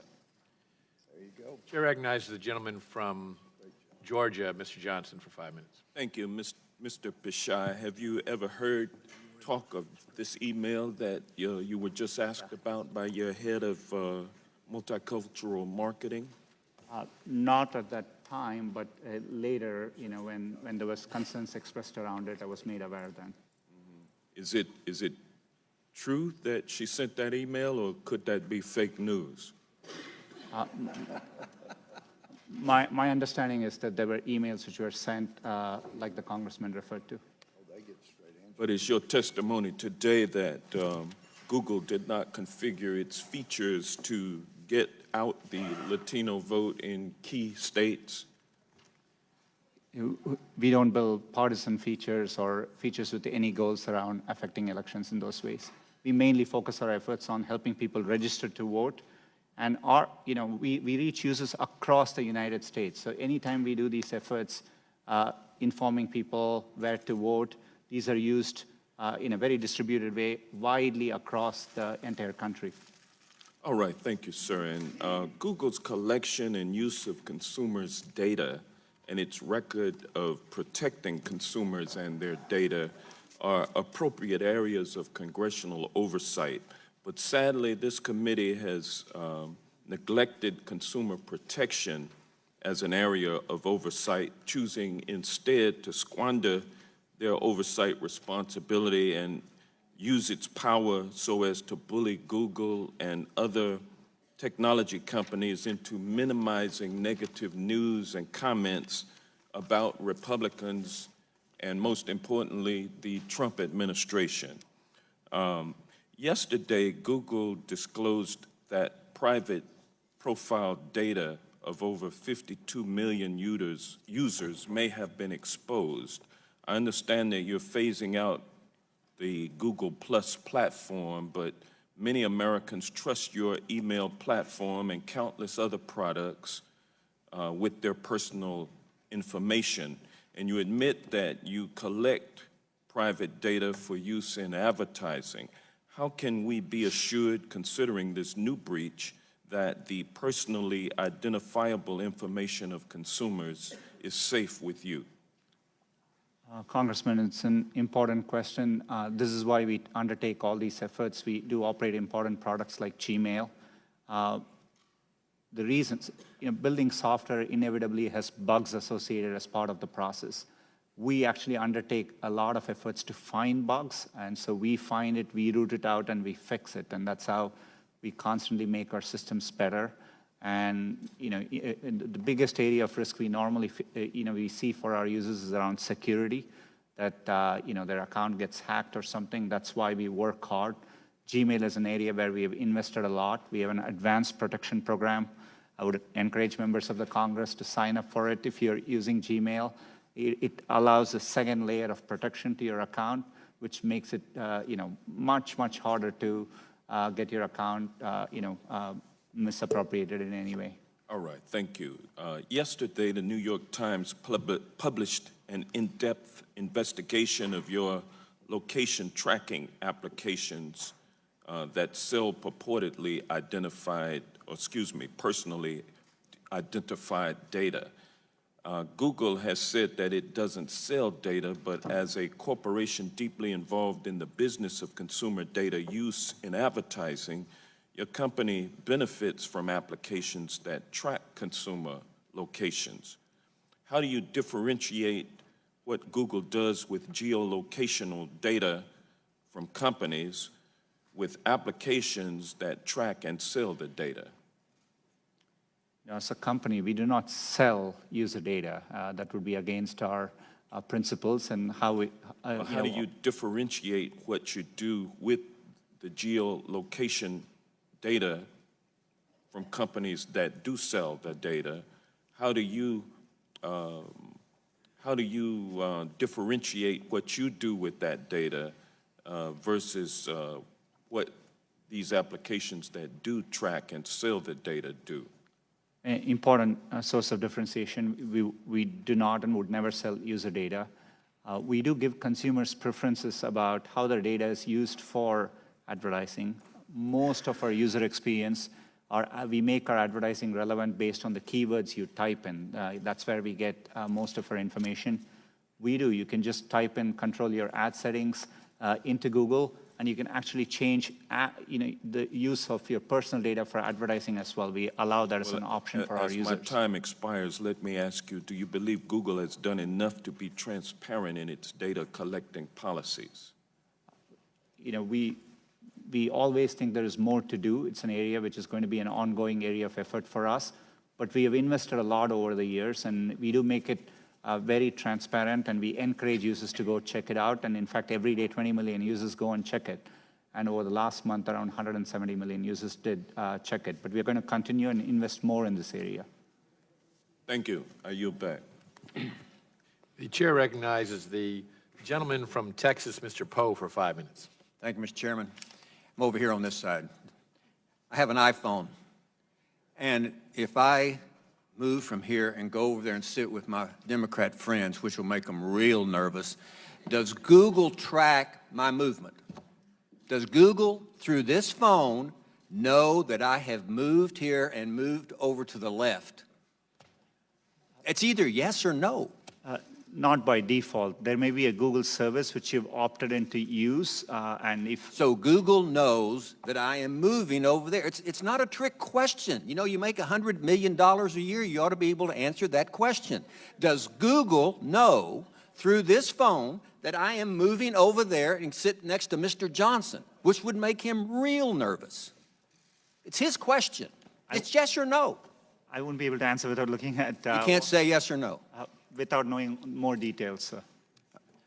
If I walk over there and sit next to Mr. Johnson and carry my phone, does Google know that I was sitting here and then I moved over there? You're welcome anytime, Judge. Yes or no? I genuinely don't know without knowing I'm what shocked services... you don't know. I think Google obviously does. Are you familiar with the General Data Protection Regulation by the European Union? Very familiar. We worked over 18 months on it. And the European Union is protecting the right of privacy of the people in Europe. We don't have such a law in the United States, do we? Congressman, we have supported and... We do not have such a law in the United States, do we? We don't have a comprehensive user data privacy legislation. Are you familiar with House Resolution 1039? It's a resolution that I've introduced that would basically adopt some of the European practices in America and give consumers in the United States the right of privacy. Are you familiar with that legislation? No, but I'm happy. I'll give you a copy before you leave. It's ironic to me that the United States, supposed to be the country in the world that protects privacy of individuals more than anybody else, we are playing second fiddle to the Europeans. They protect the privacy of their folks more than we do. I think the United States Congress needs to move in a direction to allow citizens to opt in to the dissemination of their information rather than opt out, which seems to be the current law. As Mr. Cohen has stated, I think most Americans don't know all the things that this phone can do. And one thing that it can do is disseminate information really that we are unaware of to all different people out there. The United States should change the rules and make it so that we as consumers opt in. Otherwise, that information is not disseminated. That is just my opinion. What does Google view as objectionable? I think there are, if you're referring to our content policies, we do publish. There are areas, for example, categories for YouTube like violent extremism, pornography, child safety, fraudulent activities. So we define categories. What are extreme political views? You find those objectionable? I'm not saying you shouldn't. I'm just saying, what are those extreme political views? We think it's important. Google and YouTube are platforms which support freedom of expression. So what are those extreme political views that you find objectionable? We don't define any political views as objectionable. So you let all political views come on, even objectionable political views? We have areas which we have defined as not allowed on our platforms. For example, on YouTube, there are clear definitions around hate speech, but it's defined as speech which has the primary goal of inciting hatred or violence towards groups of people. You would agree that hate speech has many different definitions depending on who's doing the defining, wouldn't you agree? We understand it's a subjective area, could be open to interpretation, but we define it and we publish our definition of it, and we... Do you believe that Google has been brought out here in some question is biased? Congressman, it's really important to me that we approach our work in an Do unbiased. you believe that Google is biased? It's either yes or no. No, not in our approach. Now, it is a private company, is it not? Yes, it is. It's not the government. Google is not the government, is it? Not last I checked, no. You want the government to regulate Google? Today, we are subject to a lot of regulation across many different agencies. But you're not subject to the definition of what bias is by the government coming in and saying, Google cannot be biased, and we, the government, are going to decide what's biased and what's not biased. You're not subject to that philosophy, are you? No, not today. I hope we don't get to that point where government tries to come in and regulate what bias is, and because this is an independent, free company. I think that is, you know, Google may have, to me, it's just a part of it doing business like any other media outlet. They can say what they want. I've gone over time, Mr. Chairman. I have some other questions I'd like to submit for the record. Well, Mr. Chairman, if I might, the gentleman is certainly welcome to join me on this side of the aisle and switch parties at any time. It's getting a little late in his career to do That's that. right.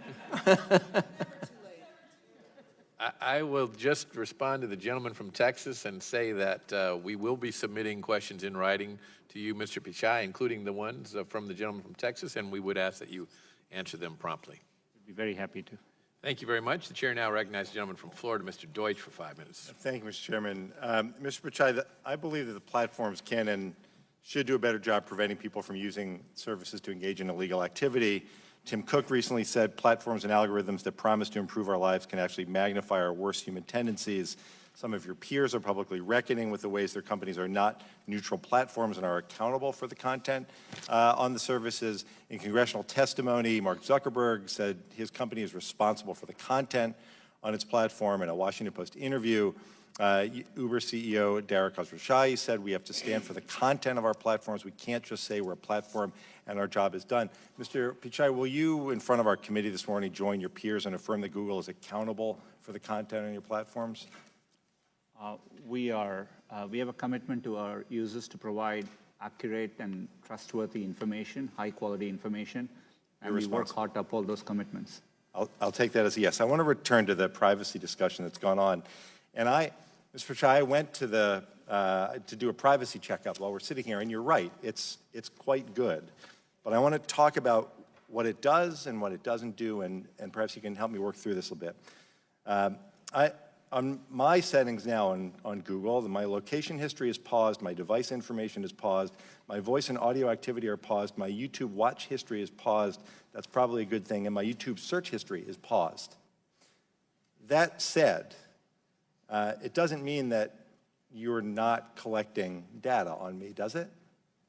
I think if you, for those categories, if you pause it, we stop collecting. No, I understand, but overall, it doesn't mean that you've stopped collecting data. You're still collecting data on search. You're still collecting data in ways that can help advertising and help provide the services that you provide. I appreciate that. My question is this.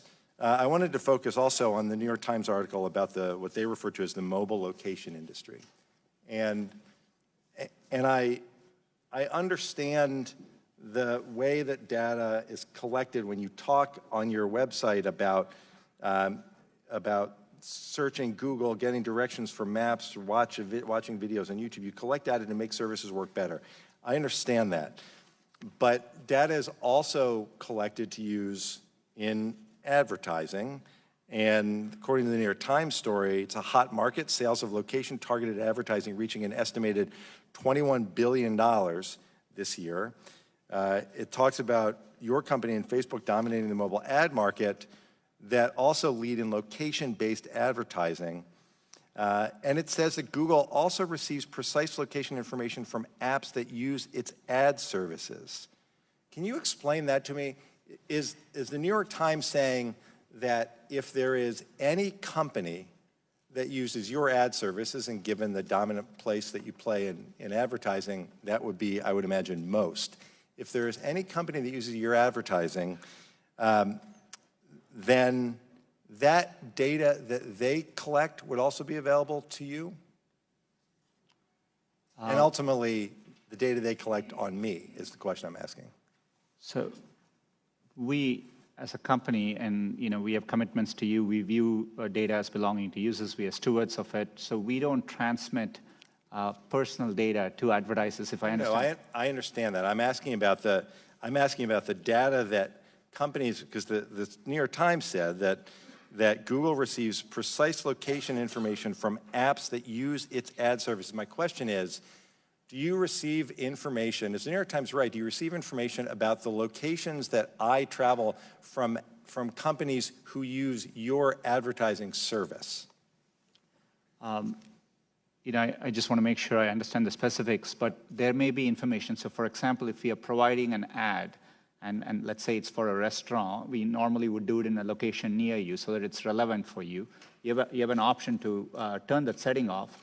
But if it is, since we are providing that information, we would be aware of it. It's not coming from that company to us, but. But that's what I want to understand. If a company uses your advertising, does their location sharing get to you? And here's why. Let me just cut, because I don't have a lot of time.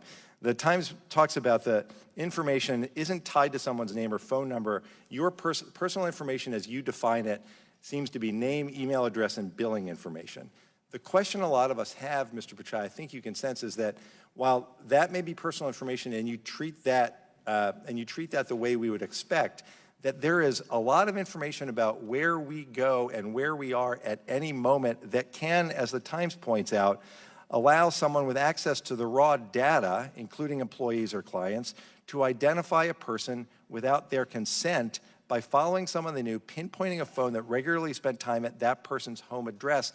Can you use the locations that people go to identify, to back into who a person is? You wouldn't do it, but could someone else do the same thing? We wouldn't do that without explicit user consent. To answer your question, I'm happy to follow up. I want to make sure I address it. It's a specific question. I think at a high level, I would say location is turning out to be an important area. As we consider privacy legislation, I think it's important we give location protection for our users. As a company, we want to lead the way, and we are taking efforts. I understand, and I have to go back. Just one last question, Mr. Chairman. The time of the gentleman has expired. The chair recognizes the gentleman from Pennsylvania, Mr. Marino. Thank you, Chairman, and thank you for being here, all of you. Let me start out by saying that, sir, you and the office of your company, I think particularly you, because you are at the helm, have a tremendous responsibility toward your employees, responsibility toward your stockholders, to your company, providing jobs, and we thank you for providing jobs. But I think you also have a much more awesome responsibility to the American people, to make sure that you educate accurately, to make sure that you stay in the middle of the road, because I've learned this over the years as a prosecutor and more so as a member of Congress. There is a lot of people who believe everything that's put out by anyone.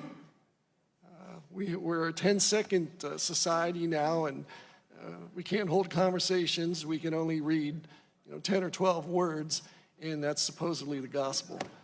You have a responsibility to see that the truth is out there, and I will hold you to doing that. I don't believe in the government taking control or defining, as my friend the judge says, what is right and what is wrong. I, for one, the less federal government in my life, the better. So I am depending on you and companies like your company to help us along the lines, because if the federal government does ever step in to regulate, you're not going to like it. And with that said, I have a concern concerning China. In 2010, Google left the Chinese marketplace due to concerns over hacking attacks, censorship, and how the Chinese government was possibly gaining access to data. I'm interested in what has changed since 2010 and how working with the Chinese government to censor research results are part of Google's core values. Do you understand my question? Congressman, right now there are no plans for us to launch a search product in China. We are, in general, always looking to see how best. It's part of our core mission and our principles to try hard to provide users with information. We always have evidence based on every country we have operated in. Us reaching out and giving users to more information has a very positive impact, and we feel that calling. But right now there are no plans to launch in China. To the extent that we ever approach a decision like that, I will be fully transparent, including with policymakers here, and engage and consult widely. Am I then to understand that you have no plans to enter into any agreements with China concerning Google, how it's used in China? We currently do not have a search product there, and so, Do you plan on having a search product there? Right now, there are no plans to launch a search product in China. Okay, let me ask it this way. If in the future you decide to do that,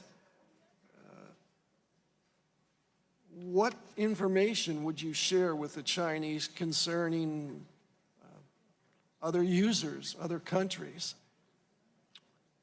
Anytime we look to operate in a country, I mean, we would look at what the conditions are to operate. There are times in the past we have debated the conditions to operate, and we explore a wide range of possibilities. Currently, it is an effort only internally for us. We are not doing this in China, and so, but I'm happy to consult back and be transparent to the extent we plan something there. I'm sure you are aware that right now there are thousands, maybe hundreds of thousands of people that the Chinese government has on computers trying to hack in the U.S. and any other countries. Same thing taking place to a lesser degree in Russia, simply because of the population. What can Google do to help curtail that, if not eliminate, countries from hacking into other countries? As a company, we have faced significant attacks before. So, protecting the security of our users is what really keeps me up at night. And it's something we invest a lot over the years. We work with law enforcement because we rely on their intelligence to help us assess threats. But it's a comprehensive effort, and it's something we take seriously. Thank you. I yield back. But remember the responsibility that I think you have. Chair recognizes the gentlewoman from California, Ms. Bass, for 5 minutes. Thank you, Mr. Chair, and thank you for coming today. I wanted to follow up on some questions that were asked of you earlier, specifically the use of bots by authoritarian regimes and also the use of troll farms by Russia, and wanted to know if you could be more specific in terms of how Google is going to respond. In other words, will you expand your staff or modify the algorithms in an effort to identify and eradicate the online trolls? And then in terms of the flooding that takes place with bots, what specifically will you do to address this? This is something we actually face across the set of products we do today, be it our ad systems, be it our search products people are trying to spam, and be it YouTube and so on. So in general, we have built systems over the years to detect anomalous traffic patterns and mitigate that. And we also learn, we collaborate with others. Law enforcement has been very helpful to us in this regard. So if the example of the bots where you have, I mean, I saw one example where there was one day 125 dislikes and the next day there were 84,000. How do you respond in a situation like that where it's obviously it's done purposely? So when we see view count manipulation of likes, dislikes, and either we get reports or we detect in our systems spikes in those activities, which make it clear that it's not humans doing it. We detect it, we treat it as spam or abuse of our systems. So you have staff dedicated to looking at that? Yeah, both. We have our algorithms, AI systems, and manual reviewers and we are staffing up our manual reviewers significantly over the past couple of years. And so we do it comprehensively across all those things. So anticipating what took place in 2016 happening again, and this is specifically regarding what Russia did to foment racial tensions in the United States, and wanting to know how you are responding to that, where they called for, fake protest, either to get African Americans to turn out to protest something that was fake, or to have white supremacists be ginned up to attack communities of color. So specifically, what is Google doing to respond to that? We mainly saw, with respect to Russia, limited improper activity on our ad platforms. But in general, we are not a social networking company across the products we do. It's an area we haven't done well as a company. So we typically aren't connecting groups of people, and that's not how Google mainly works today. And so we haven't seen that kind of activities on our platforms. But we are vigilant and, and happy to share any findings which come through as we look into it more. So I also wanted to ask you a couple of questions about online creators of color, where mainstream media outlets often fail to cater to communities of color with relatable content or resolve lingering issues of underrepresentation or misrepresentation. Communities of color have sought out digital mediums to tell their stories, and in some cases, this has been very successful, and it's led to larger networks recognizing the talent. And in other cases, it's given a platform to voices that would otherwise be silenced. So I wanted to know what policies Google might be developing to put in place to ensure that the voice of online creators can expand. YouTube has a lot of community outreach programs. We partner with other organizations who do important work in this area. But today, when we look at YouTube, we do see a platform with a very diverse set of perspectives and opinions. It's partly the strength of the platform and the reach it provides to voices. And Could I get the information about your outreach, specifically who you do outreach to? That would be very helpful. We'd be very happy to do that. And I yield back my time to Representative Deutsch. Thanks. I thank my friend from California. Mr. Pichai, I just wanted to finish up. Again, appreciate you being here. And I wanted to follow up on something that the chairman started our hearing with, and that was a question about information collected by Google. I think the report that he referred to talked about information collected specifically on Android phones, even if those phones aren't on Wi-Fi or the cell service isn't on. Is that something that happens? Congressman, it's not clear to me how something when there's no connectivity would happen, but we haven't. I'm sorry. So I'm aware of those concerns. We haven't been able to substantiate those specific findings. You're looking into those findings, though? There's an area where we are, our goal is to, we're trying to help users with the information they want. Today, there are many cases, users give us feedback. Part of what we're trying to do is they want us to be location aware when they get there. No, I understand, but so you're not aware of data being collected while the phone is not connected to either cell service or Wi-Fi?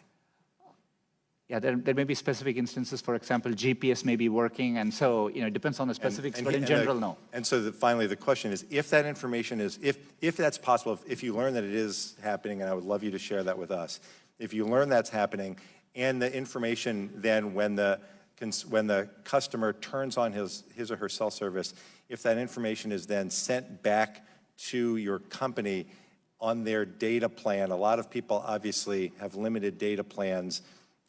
When you look at this, if you could also look at whether, when the information is sent back to the extent it's happening, that it might cause some people to go over their limits, thereby costing them more on their monthly bill, that would be helpful information as well. That's good feedback. We will. Okay. Thank you, Mr. Pichai. Thank you, Mr. Chairman. Chair recognizes the gentleman from Georgia, Mr. Collins, for 5 minutes. Thank you, Mr. Chairman, and thank you, Mr. Pichai, for being here. Look, there is an understanding, and I think it's come across from everyone here, and it's a saying that I've sort of lived by most of my adult life, and I think most people get. Perception is reality. Now, you can disagree with the perception, you can disagree with the reality, but at a certain point in time, as you've even heard from many of the folks discussing on both sides of the aisle today, there's several perceptions that are going on what's being stored, what's not being stored, and how that is, or how that data and that privacy issue, and also the effects or the outcomes of the searches are made. Now, one of the other issues, not just Google itself, but also YouTube, there's another issue that I will not touch today, but probably will do some questions on, is the issue of content and the issue of how that is stolen in many cases and how that could be worked on. Those are issues we'll deal with in another setting. We've talked about this. But I want to go through several questions because it's been discussed a lot about what you collect and what you don't collect. So the next few questions will be yes, no questions. I'm not trying to trick you here. It's simply what do you collect and how do you collect it, okay? In dealing with Google, do you or do you not collect identifiers like name, age, and address? Yes or no?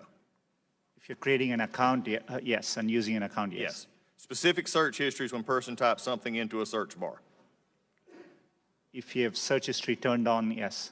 Device identifiers like IP address or IMEI. Depending on the situation, we could be collecting it, yes. GPS signals, Wi-Fi signals, Bluetooth beacons.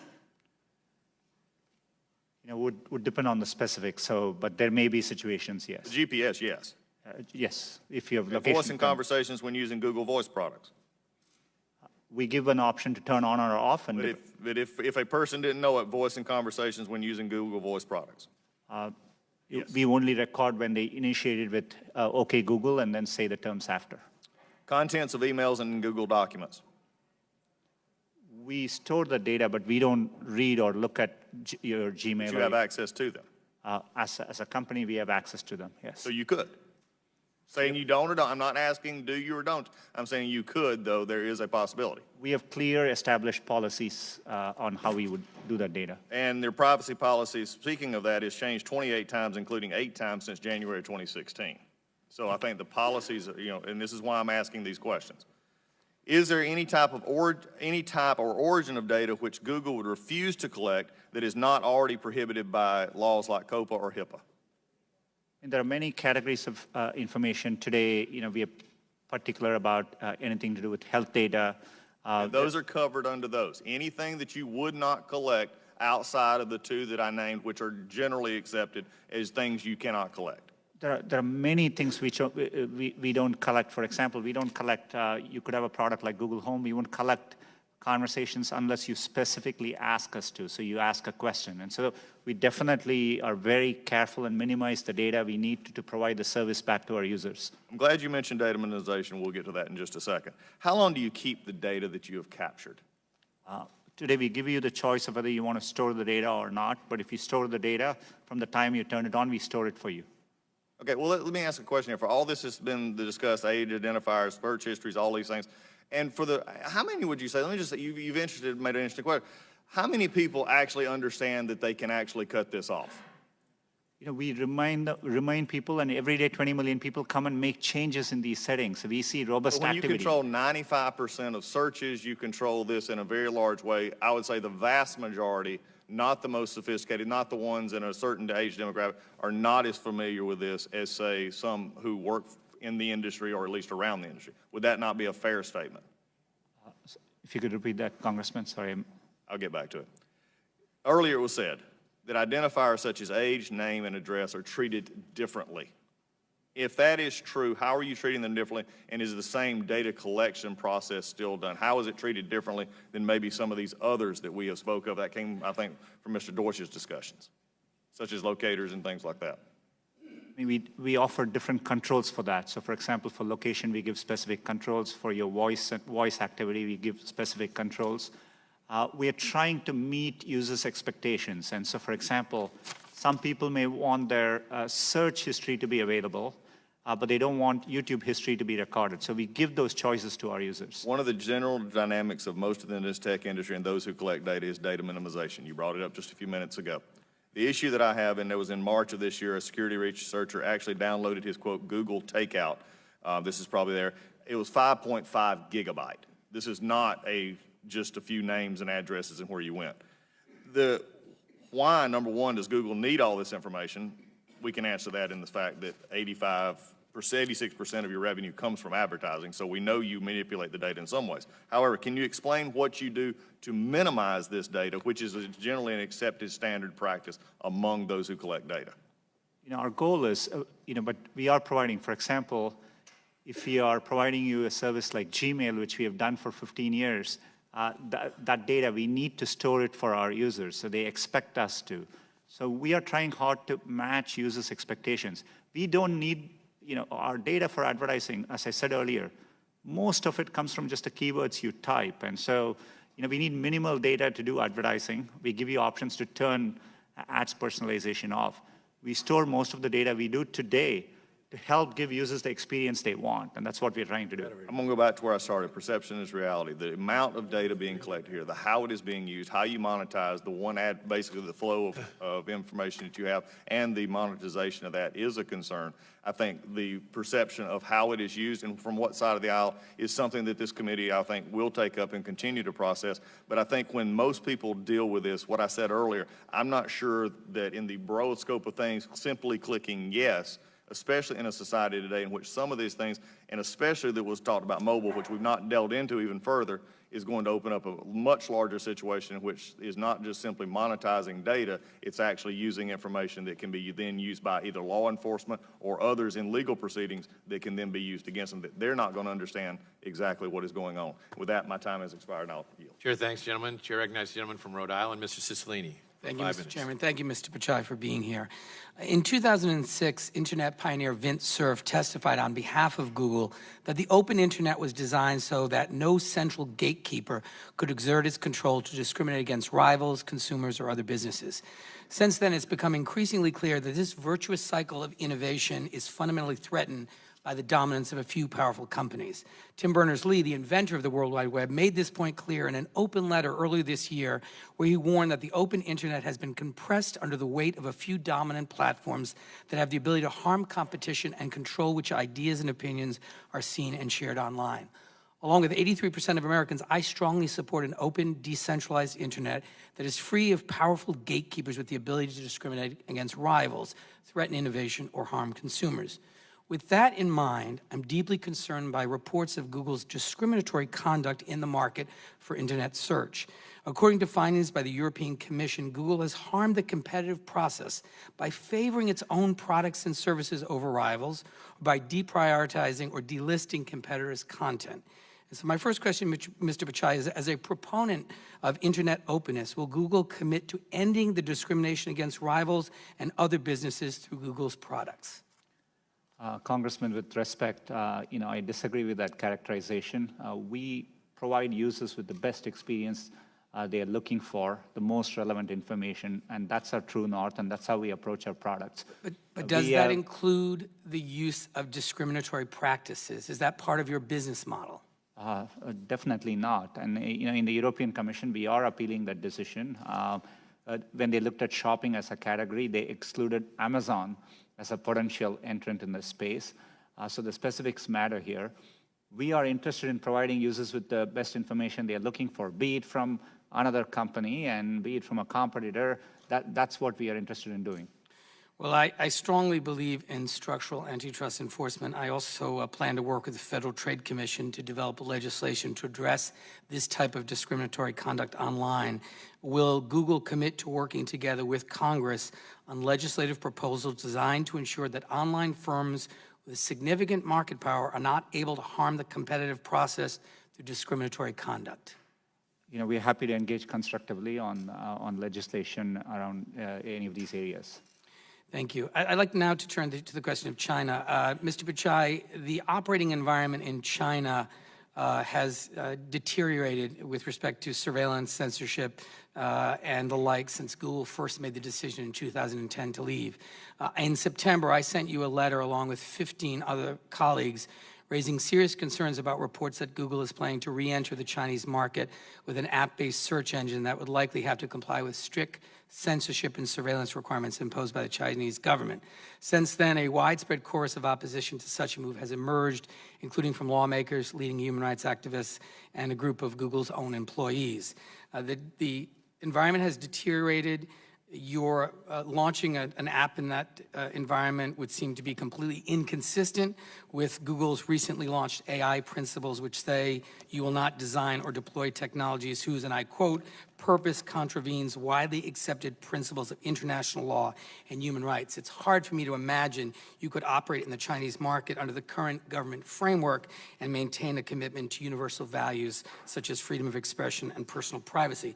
So I want to ask very specifically, are any employees currently having product meetings on this Chinese project? And if not, when did those end? We have undertaken an internal effort, but right now there are no plans to launch a search service in China, as I said earlier. Are there any current discussions with any member of the Chinese government on launching this app? Currently, we are not in discussions around launching a search product in China. Are there any current discussions with members of the Chinese government about this? This effort currently is an internal effort, and I'm happy to consult as well as be transparent to the extent we take steps towards launching a product in China. And who at Google is leading the Dragonfly effort? It's our efforts around building search. It's undertaken by our search teams, but these are distributed efforts. It's a limited effort internally currently. Will you, Mr. Pichai, rule out launching a tool for surveillance and censorship in China while you are CEO of Google? Congressman, I commit to engaging. One of the things which is important to us as a company, we have a stated mission of providing users with information. And so we think it's in our duty to explore possibilities to give users access to information. And, I have that commitment, but, as I said earlier on this, we'll be very thoughtful and we will engage widely as we make progress. Well, I appreciate that. And let me be clear, this goes beyond Google and frankly beyond China. At a moment of rising authoritarianism around the world, when more leaders are using surveillance, censorship, and repression against their own people, we're in a moment that we must reassert American moral leadership. And I think it's important that because other countries will look at that relationship. And Mr. Chairman, with that, I'd ask unanimous consent to submit for the record the letter of 15 colleagues and I sent to Mr. Pichai, his response, and a letter from more than 50 human and civil rights organizations opposing the launch of a censored Google search engine for the Chinese market. And would just note, Mr. Chairman, that in the submission of this for unanimous consent, the NGO letter reports that, and I quote, the Chinese government is actively promoting its model of pervasive digital censorship and surveillance around the world. Many governments look to China's example, and a major industry leader's acquiescence to such demands will likely cause many other regimes to follow China's lead, provoking a race to the bottom in standards. It would also undermine efforts by Google and other companies to resist government surveillance requests in order to protect users' privacy and security, emboldening state intelligence and security agencies to demand greater access to user data. So the implications, Mr. Pichai, as you understand, are well beyond China, and I'd ask that they be made a part of the record. Without objection, so ordered. Chair now recognizes the gentleman from Florida, Mr. Getz.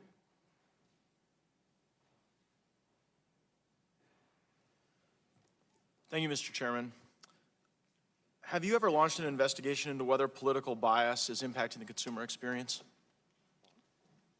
Congressman, we do, to the extent there are concerns, we look into them, and it's... No, have you expressly launched an investigation into political bias of your employees? On our employees, you said? Yes. To the extent, we always take any allegations around code of conduct across every issue seriously, and we look into them. You said to me yesterday that, as it relates to political bias, you haven't launched those investigations because there are so many redundancies and there is so much peer review that would not be possible. Is that still your testimony today? Congressman, yes, it's the way our processes work. If you need to make a change in our algorithms, there are several steps in the process, including launch committees and user testing and our rater guideline evaluation. But at your company, your employees can get together and chat in groups, right? Google groups? Yes, they can. And one of those groups is the civil rights group, right? We have many employee resource groups on which they can participate in conversations, yes. Have you ever looked into the conversation into the resist group? Congressman, no. Is that a surprise to you that there's a resist group? I'm not aware whether such a group exists or not. If there was a resist group, would that be the type of thing that you would want to look into? We have clear policies around how our products are built, and No, but if there's a resist, you know that the resist movement is a movement built to resist the agenda of President Trump. If there's a resist group within your company where groups of employees, not one, are getting together within that group to engage in discourse on company time with company infrastructure, does that strike you as the type of thing you would want to investigate? Congressman, I'm not aware of any such group. None like that has been brought to my attention, and happy to follow up to, and understand the concern better. Yeah, Mr. Chairman, I seek unanimous consent to enter into the record a document from what purports to be Google employee Miles Borens, which is opposed to the Google group Resist. Without objection, so ordered. I'm also reading now from the discussion that occurred over Breitbart and Google Ads, and I'm quoting from one of your employees who purportedly posted, anyone want to hold their nose and look through Breitbart.com for hate speech? Why would someone need to hold their nose to do that work? Congressman, today we have 90,000 employees, and they communicate in forums. As a company, we have allowed freedom of expression, and we don't stand or condone comments expressed in these things. We are very clear about our policies as to how we build our products, and we serve our publishers that way. Well, if you haven't launched an investigation into any of your employees, because it would take a group of employees to engage in improper conduct, and if those groups of employees are engaging in discussion on your platform, and if one of those platform groups is Resist, and if on that Resist movement site or any other sites in your platform, there's discussion of suppressing conservative speech, why would that not be something that you would launch an internal investigation in, publish the reports, sanction those employees that may or may not be engaged in improper conduct, so that we can all have greater comfort in the user experience? Congressman, first of all, I want to assure you, we have checks and balances so that employees, and we not just on this issue, across any issue, we protect the sanctity of our systems, our product development process, and we would do that. How can I have confidence that you're protecting the sanctity of your system when you don't even know that your employees are getting together on your own company's infrastructure to talk about political activity? In general, we always assume our systems are designed. We assume there could be bad intent. So we've designed from first principles because, for security reasons, both externally and internally, at any given moment, we assume that somebody may be acting in bad faith. And that's how we have designed our systems with all the protections in place. We need to do that for our security of our systems, and it's a first principles approach. So if your assumption is that people can act in bad faith, why then have you not launched an investigation into the communications that seem to indicate a desire to suppress conservative political movements and conservative voices? Well, if there are allegations around discussions which are specific with the intent of manipulating our products, we would conduct an investigation. Okay, well, that's good to hear. The Wall Street Journal reported that your workers were discussing tweaking search terms to frame the discussion over the travel ban. Did you perform an investigation into that allegation? We looked into it. There was no attempt at anything to influence our products. There are at times during important news events, for example, during events like hurricanes, et cetera, we have a set of tools, crisis response tools. During the travel ban, even the Department of Homeland Security was looking to put out information because there was some confusion around the event.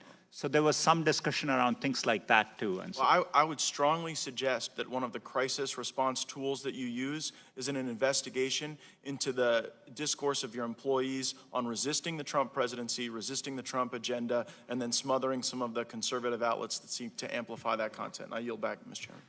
Gentleman yields back. The chair now recognizes the gentleman from California, Ms. Swalwell. Thank you, Mr. Chairman. Welcome, Mr. Pichai. I represent a congressional district in the San Francisco Bay Area where a number of my constituents work at Google, and was hoping we could dive into some concerns that I hear from them, but also that I hear from constituents who just have concerns about privacy. Does the United States need a national privacy law?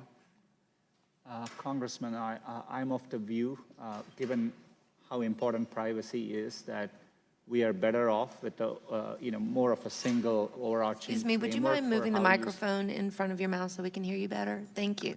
Thank you. I'm of the opinion that we are better off with more of an overarching data protection framework, which for users, and I think that would be good to do. And in Europe, just last year, they implemented the General Data Protection Regulation, known as GDPR, and the goals were for consumers to know, to understand, and consent. And would you agree that if there was a framework in the United States to have a national privacy law, that would be the critical framework to have: know, understand, and consent?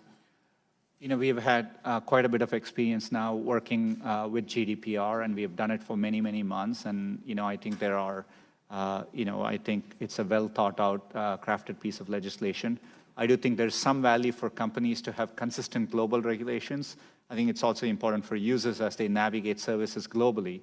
And so I do see value in aligning where we can. Mr. Pichai, as part of Russia's attack on our democracy in 2016, it used ads on your platform, on Facebook's platform, on Twitter's platform, and money was provided in rubles and from Russia addresses. What has Google done to make sure this doesn't happen again? And just last week, Secretary Mattis confirmed that Russia continued its attack on our democracy in the most recent midterm elections. Congressman, as I said earlier, it's an area where we invest a lot. I mean, we did see limited improper activity, and obviously we learned from that. We've been very transparent with our findings. Leading up over the past couple of years, anytime we have found other activity, which is material, we disclose it, and we are constantly evolving the practices we do. But I do say our efforts have been pretty successful so far. Google as a whole through both our election cycles. But it's an area where it's never enough, and so you're constantly vigilant and doing more. And Mr. Pichai, I don't think anyone disagrees that seeing an answer on a results page for certain queries can be useful. For example, if I type in, what is 25 times 15, and Google spits out 375, that's useful.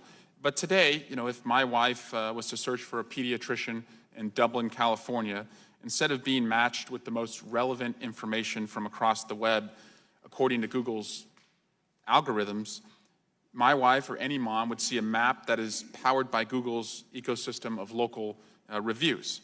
And in response to claims that Google has put its own results ahead of its competitors, when its PageRank algorithm believes the competitors should be ranked higher, Google has told certain international enforcers that local search results come from a specialized index, which is distinct from its organic web index. And I was hoping today you could clarify for me, is it technically possible for Google to compare local business content it collects against that of content collected by third-party services using a PageRank-like quality score?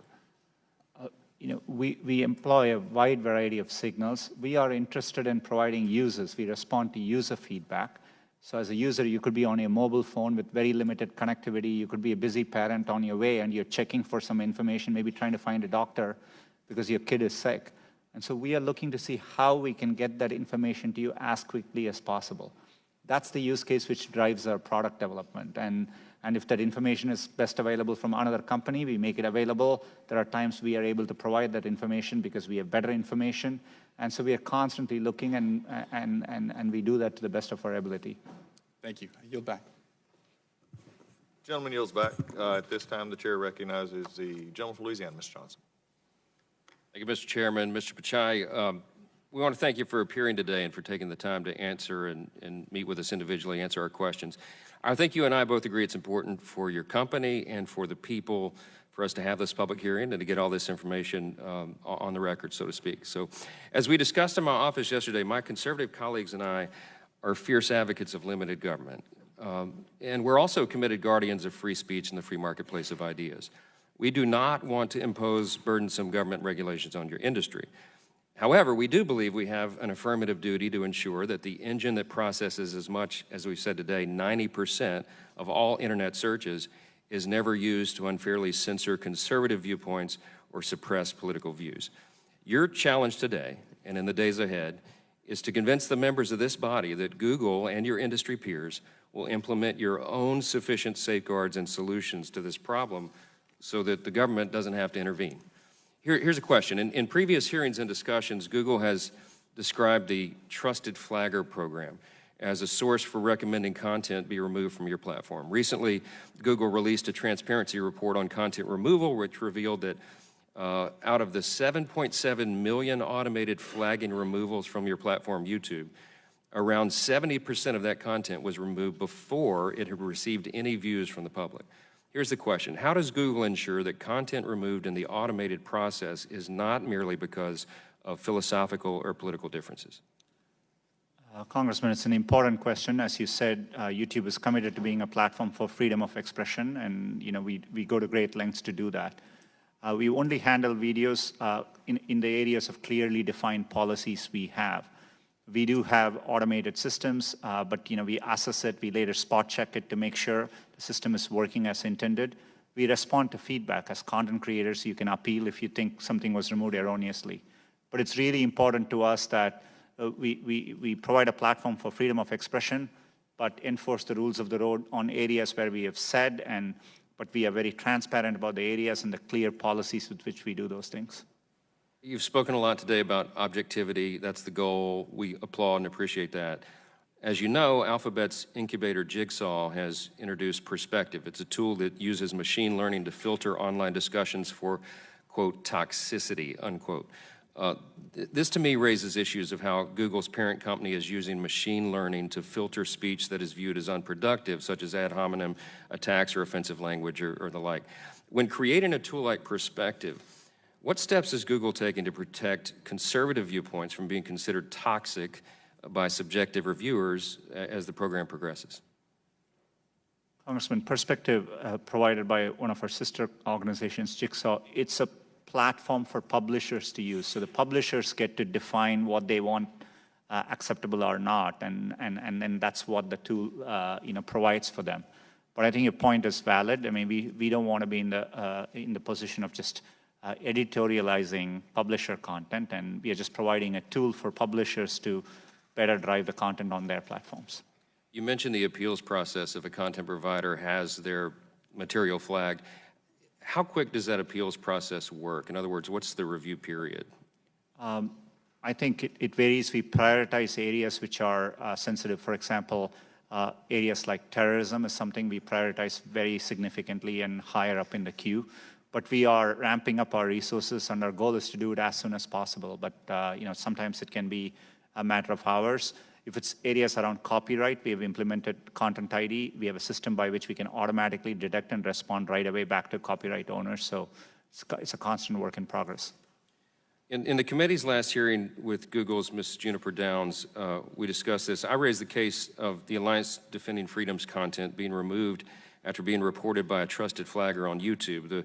The flagging organization was the Southern Poverty Law Center, which has a kind of an infamous reputation for being, I would say, a radical left organization that opposes conservative viewpoints. What criteria does Google use when granting trusted flagger status to third parties such as the SPLC? Today we first want to clarify one thing. Our trusted flaggers don't remove content. They can flag content for us to review, and we review flag content. It's mostly used by law enforcement, many nonprofit agencies in areas, important areas like child safety, terrorism, and so on. Southern Poverty Law Center is a trusted flagger. People can register. Last we checked, they've never flagged a single video on our platform. We have reached out to a wide variety of organizations, including conservative organizations. We would be happy to take your suggestions to add organizations as trusted flaggers. Appreciate that. We need a little objectivity in the reviewers, and I'll yield back. Gentleman's time has expired. The chair now recognizes the gentleman from California, Mr. Liu. Thank you, Mr. Chair. This is now the fourth hearing in a series of ridiculous hearings on the free speech of internet companies. A significant portion of this hearing was a waste of time because the First Amendment protects private individuals and corporations' free speech rights. Now, there are things that Google does unrelated to speech that I disagree with. But when it comes to search algorithms, your prioritization, what videos you want to show, the First Amendment protects you. So I'm going to ask you a series of questions. Some of them are fairly basic, and I apologize, but I feel like I have to educate some of my colleagues on how the U.S. Constitution works, and feel free to answer yes or no. So my first question is, we here on the Judiciary Committee are the government, and Google is a corporation, correct? Yes or no? Yes. All right. The First Amendment limits what government can do in regulating the content of speech. It does not limit Google, but Google does have to follow corporate laws and other laws.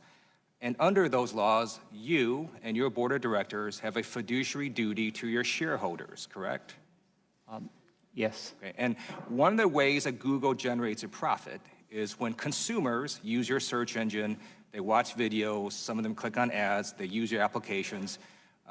Isn't that one way you generate profit? That's one of the business models we. Okay. And if consumers were not getting the search results they wanted, or not getting the videos they wanted to see, they might start moving to your competitors. Isn't that right? Every Monday when I run my management meetings, yes, we worry about, users have a lot of choices, so we work hard to earn their trust every week. And so let's say you figure out that the number one thing users want to see are dog and cat videos. Under the U.S. Constitution, you have the absolute right to promote dog and cat videos. I'm not saying you do that, but you do have the right to do that if you wanted to. Isn't that correct? Congressman, I'm not the expert on First Amendment, but generally I think that's right. I thank you. So last week when I got notice we're going to have another one of these hearings, I did a search on Google. I searched for Congressman Steve Scalise. He is a Republican.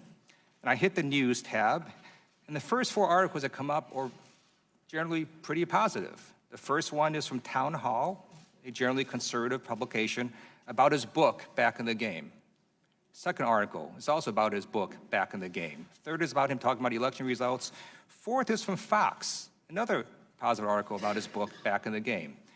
You don't have a group of people at Google, they're sitting there thinking, hey, we like Steve Scalise, so we're going to generate positive articles on these search results. That's not what's happening, right? I'm very glad to see Congressman Steve Scalise fully recovered and back, but we don't deal with individual queries and, with any viewpoint, and so these are our algorithm. Nowhere in your programming code does Congressman Steve Scalise even show up, isn't that right? Yes, that's right. Okay. Now I'm going to do a real-time Google search for a very similar term. I'm going to change one word. So I'm going to search for Congressman Steve King.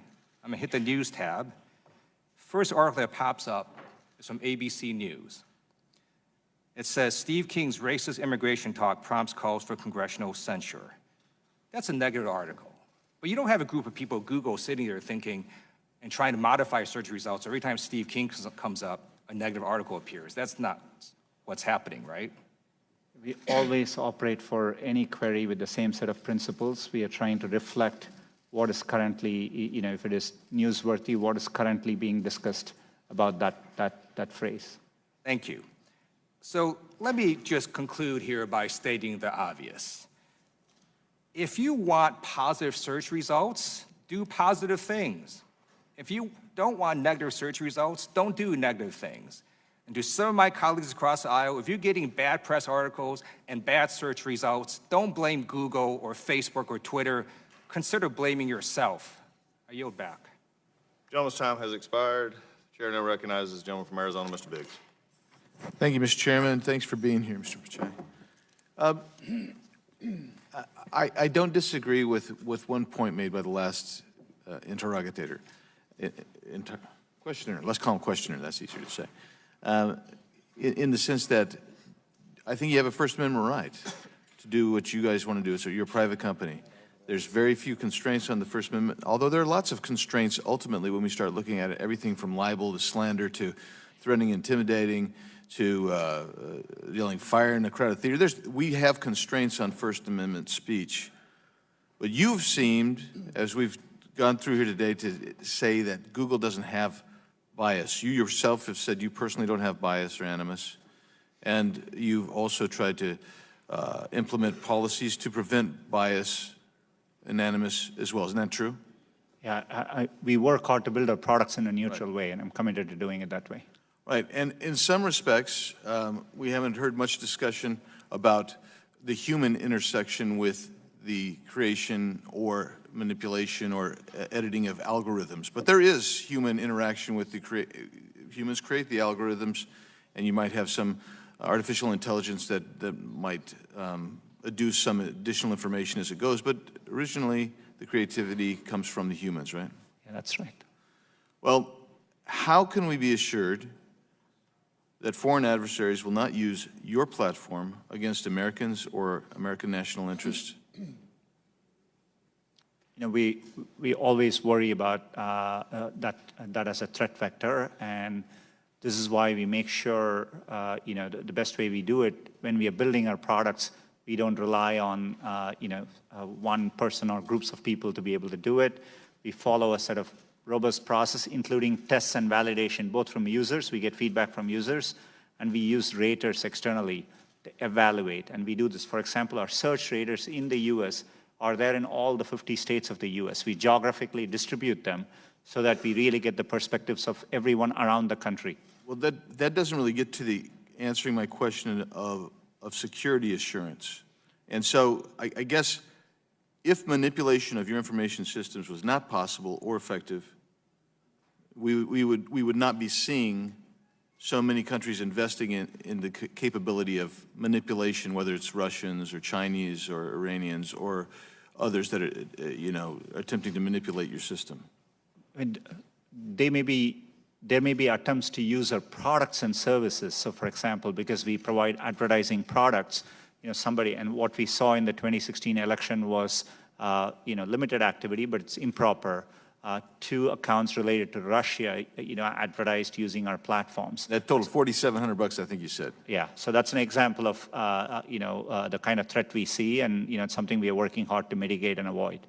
Okay, and so I guess I would say that it looks like you guys have a policy of do no evil, right? Is that fair to say? It's not our official policy, but, it's a statement which has been communicated by us internally.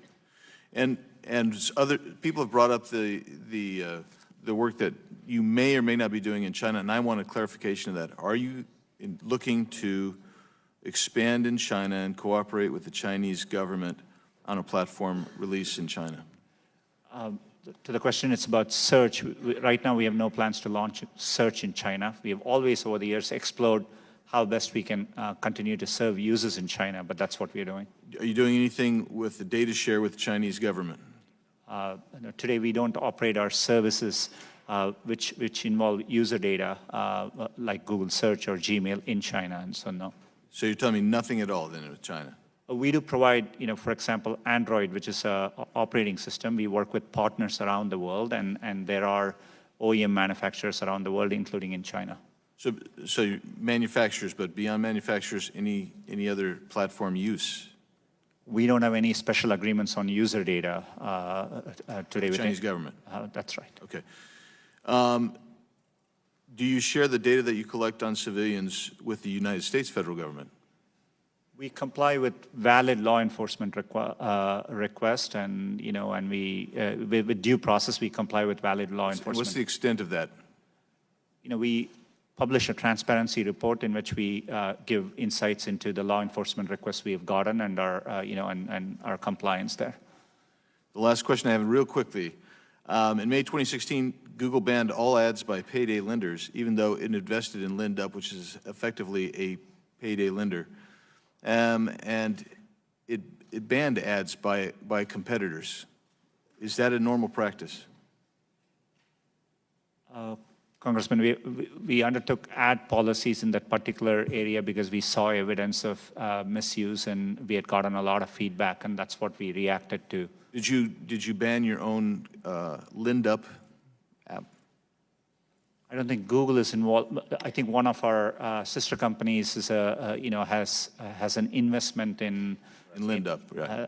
I think that's my understanding. Okay, was it banned? The gentleman's time has expired. I can follow up. I'm not aware of the specifics there. Happy to follow up. Thank you. The gentleman's time has expired. The gentleman from Maryland, Mr. Raskin, is recognized. Thank you, Mr. Chair. Welcome, and thank you for your testimony today. Do you know what frazzle drip is? I'm not aware of the specifics about it. I heard some references about it from my team over the past 24 hours. I just learned about it in the Washington Post this morning. There's an article with this headline, "A Platform for Free Speech That Extremists Routinely Exploit." And in it, the article explains that the recommendation engine for YouTube, which is owned by Google, correct? Yes, sir. The recommendation engine for YouTube recently suggested videos claiming that politicians, celebrities, and other elite figures were sexually abusing or consuming the remains of children, often in satanic rituals, according to watchdog group Algo Transparency. The claims echo and often cite the discredited Pizzagate conspiracy, which 2 years ago led to a man firing shots into a Northwest Washington, D.C. pizzeria in search of children he believed were being held as sex slaves by Democratic Party leaders. One recent variation on the theory, which began spreading on YouTube this spring, claimed that Democrat Hillary Clinton and her longtime aide Huma Abedin had sexually assaulted a girl and drank her blood, a conspiracy theory its proponents dubbed frazzle drip.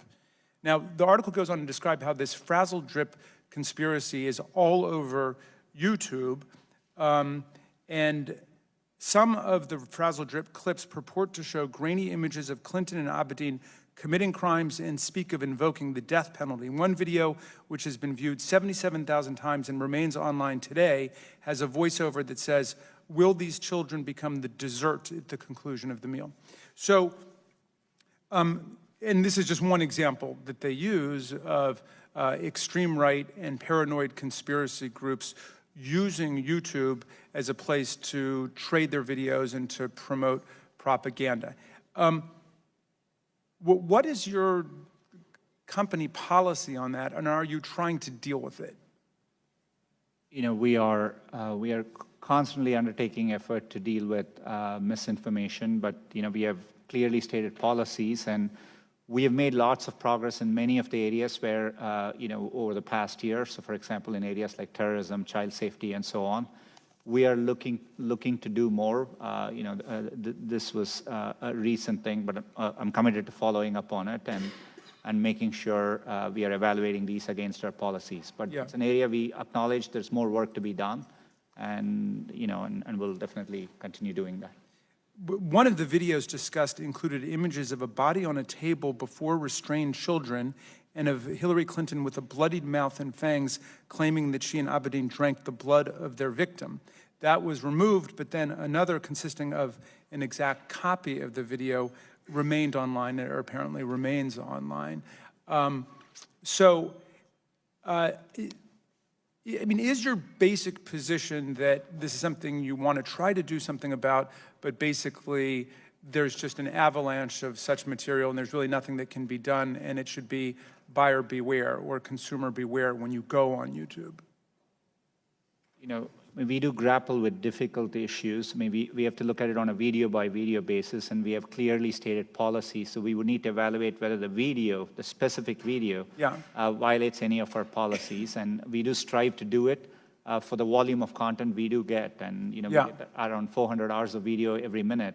But it's our responsibility, I think, to make sure, you know, YouTube is a platform for freedom of expression, but it's responsible and contributes positively to society.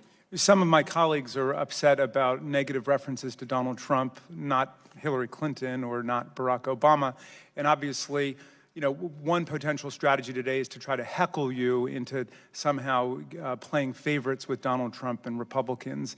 I think that that would be a silly and ridiculous takeaway from this. On the other hand, there is material which is a true public danger. You know, you've got a right to have whatever politics you have. I mean, we could subpoena Fox News and bring them in here and beat them up about how 90% of the references on Fox News to Barack Obama or Hillary Clinton are negative, but they've got that right under the First Amendment. You've got a right under the First Amendment to have whatever political views you've got. But I think the point at which it becomes a matter of serious public interest is when your communications vehicle is being used to promote propaganda that leads to violent events, like the guy showing up in the Pizzagate conspiracy case. And so I guess my question is, are you taking that threat seriously? I mean, Gentleman's time is expiring, but you can answer the question. Thank you. We have very clear policies against hate speech, things which could incite harm or hatred or violence. And, you know, that's an area where we are clearly taking a lot of action. But I want to acknowledge there is more work to be done. And, you know, with our growth comes more responsibility, and we are committed to doing better as we invest more in this area. Thank you, Mr. Chairman. Thank you. The chair now recognizes the gentlelady from Georgia, Ms. Handel. Thank you, Mr. Chairman. Thank you very much for being here, Mr. Pichai. For years, the Federal Trade Commission, on a bipartisan basis, has affirmed that precise geolocation information is considered highly, highly sensitive, and that consumers must opt in to that. Do you agree with that? Yes, I agree with that. Do you think there's other information, privacy information of consumers that should also be required to have opt-in versus opt-out?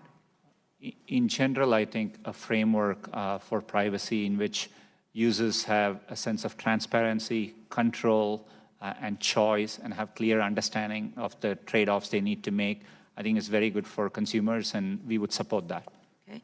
And speaking of privacy and transparency, I'm trying to understand the difference between a paying customer for the Google Suites versus the free Gmail. So when it comes to data collection, are the criteria and the rules the same if you're on Google Suites versus Gmail? Google Suite is a broader suite of products than Gmail alone. We have very specific policies around Gmail. In general, we don't, as a company, we don't read your Gmail unless we have express consent from you, for example, to investigate security or abuse related to an account. On G Suite, we provide G Suite across many instances. We have clear policies against that too. We don't use... Right, but what I'm asking is, are the policies different? We don't distinguish between, so for example, today we provide G Suite for free to many educational institutions. We don't use that data from within G Suite for advertising. You collect it. Well, we store, G Suite involves user documents, be it documents or Gmail. So we store it for the user so that they can access it. And no one in your company has access to it? People, or they do have access? We have policies that they cannot access it unless they have specific consent from the user for a specific situation. Okay. What would be one of those reasons? For example, you may want to investigate fraudulent activity related to your account, and we may ask for your permission to do that. There may be a valid law enforcement requirement which we have to comply with. All right. I'm going to go back to Google Takeout, which my colleague from Georgia asked about earlier. I would say that the average person probably has never heard of Google Takeout until recently. So when did it become available? We started this effort, I'm aware of it as early as over 10 years ago, and we started building for many of our products. We started an office in Chicago with the express goal of providing users with this takeout capabilities. I think we were quite unique in starting to work on that as a company, but there's more effort we plan to do there. Who has access to it? This is for users. So for example, if you decide to stop your Gmail account and you go with another email provider, being able to take your Gmail data with you, and that's what it's designed for. Takeout is for users, yeah. But no one from within Google or any other place can come in to Google Takeout and get your information?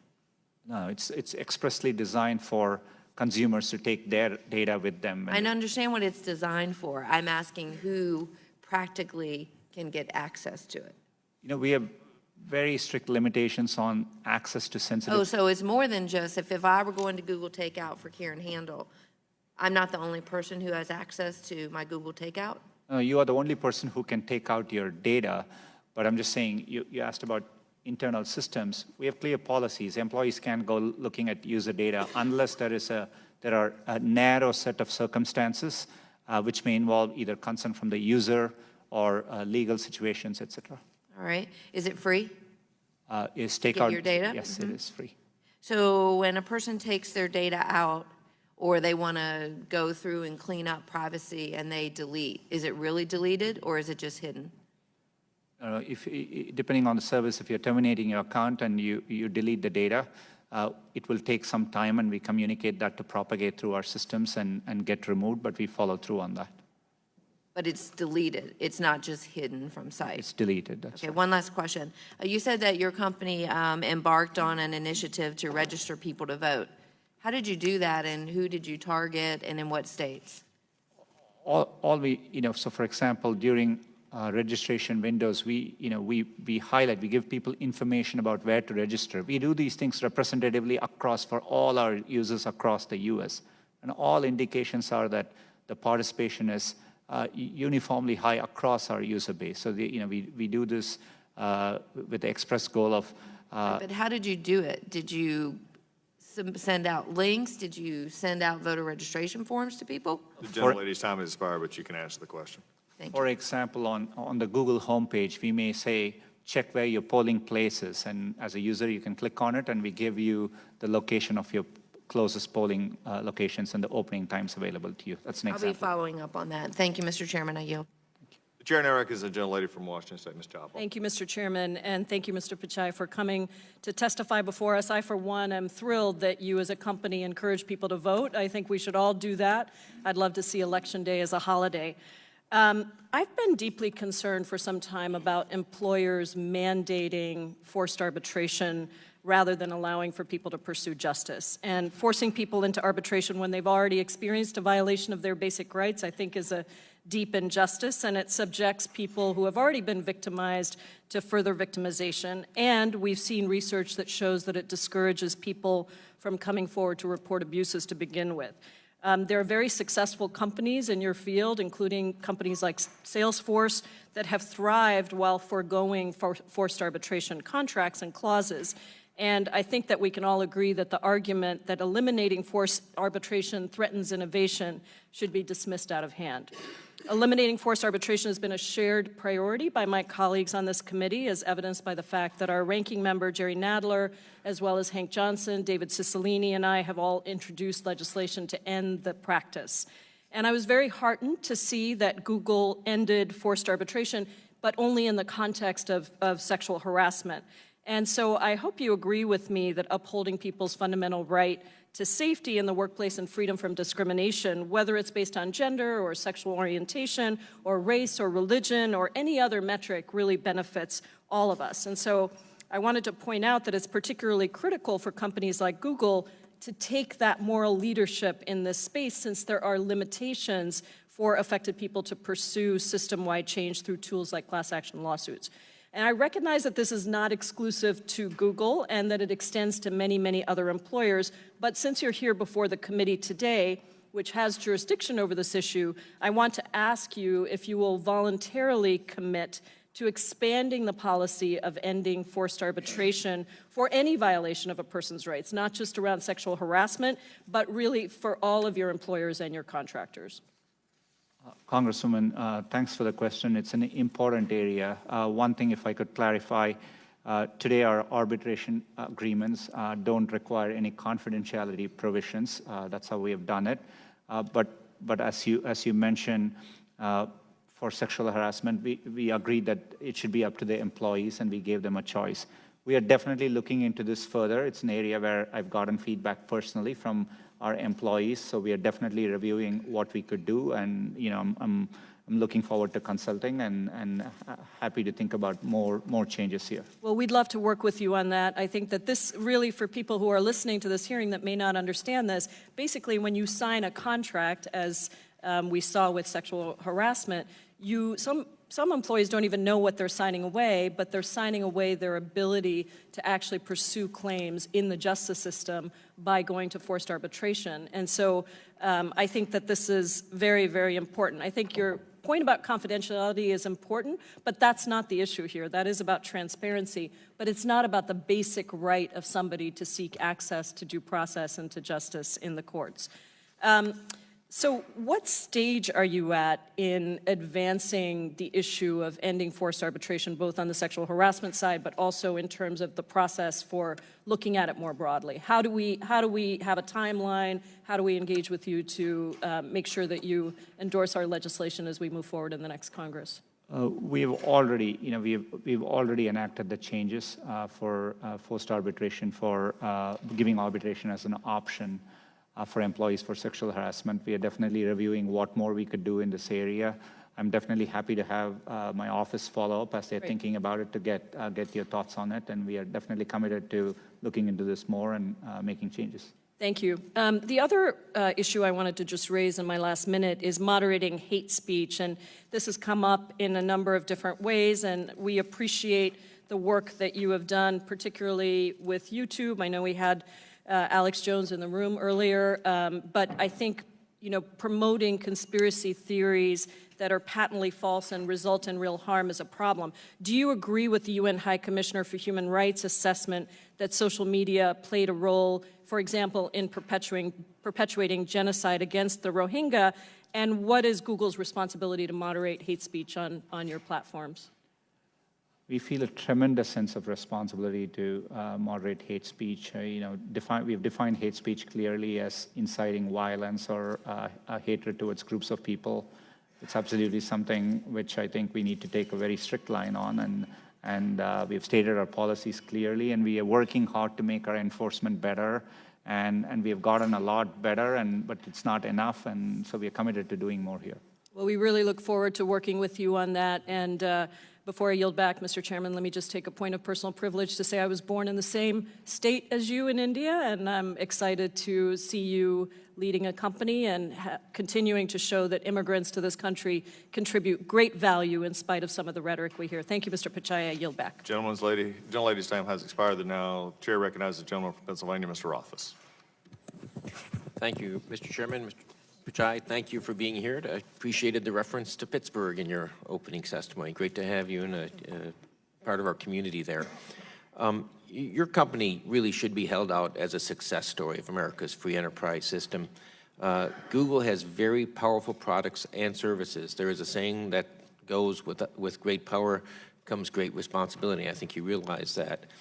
I want to talk a little bit about these allegations of bias that have been out there. I've seen the media reports about a few Google engineers lamenting the 2016 election results. Then they discussed potentially manipulating search results that would favor some political viewpoints in the future. On a hypothetical level, those Google engineers believed that they had the power to influence an election. Do you think Google's products and services are powerful enough that they can sway public opinion to tilt an election if the company wanted to? Are your products that powerful?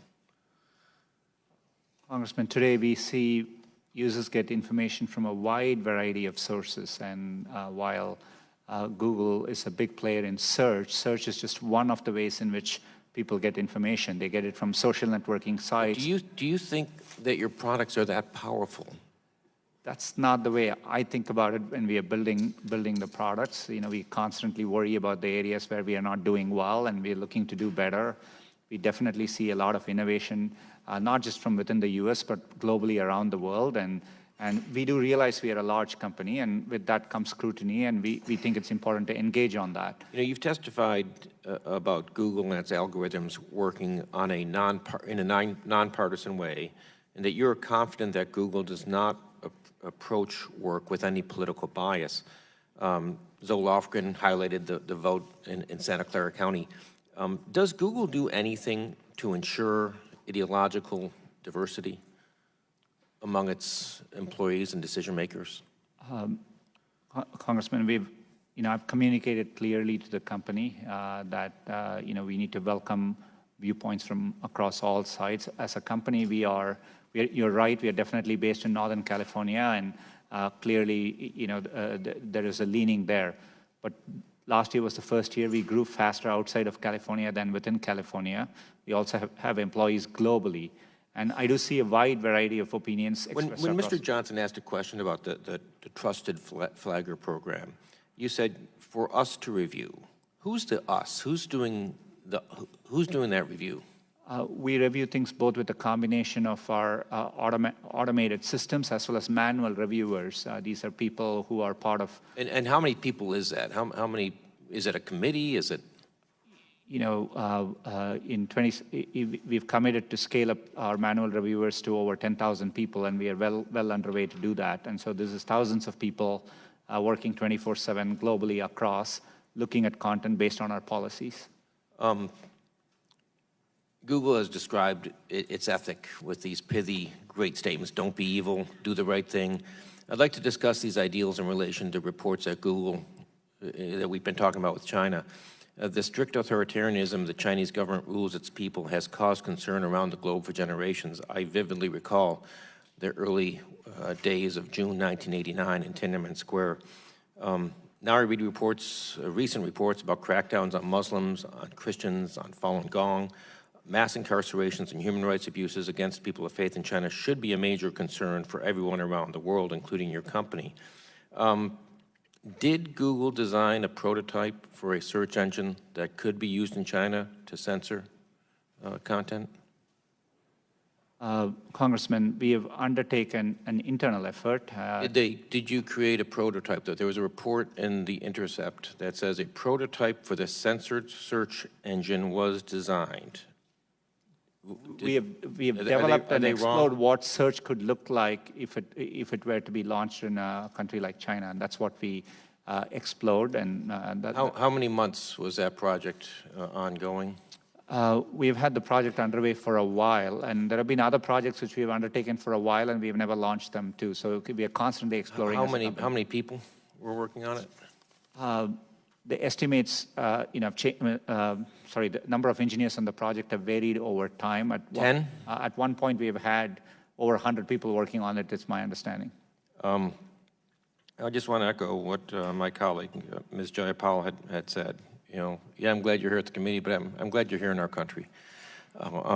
You are the success story, and I can just think of you sitting as a teenager in India, thinking that this was probably never even on your radar. But you came to this country because this country had that promise out there. And I want to thank you for being here today and encourage you to continue collaborating with this committee. Thank you. Gentleman's time has expired. The chair now recognizes the gentlelady from Florida, Ms. Demings. Thank you so much, Mr. Chairman and Mr. Pichai. I'm here. Thank you so much for being here and enduring all that we have heard and seen today. As you know, Google certainly has significant influence over the dissemination of information to the American people. You have the ability to mold and shape how we think, the decisions we make, what we buy. But let me just remind you and others that America, with all of its greatness, has enough problems. And we have to make sure that the gift of Google is used, the service that you provide is a responsible one. In your own statement, you said that the American people have the ability to use technology to improve their lives.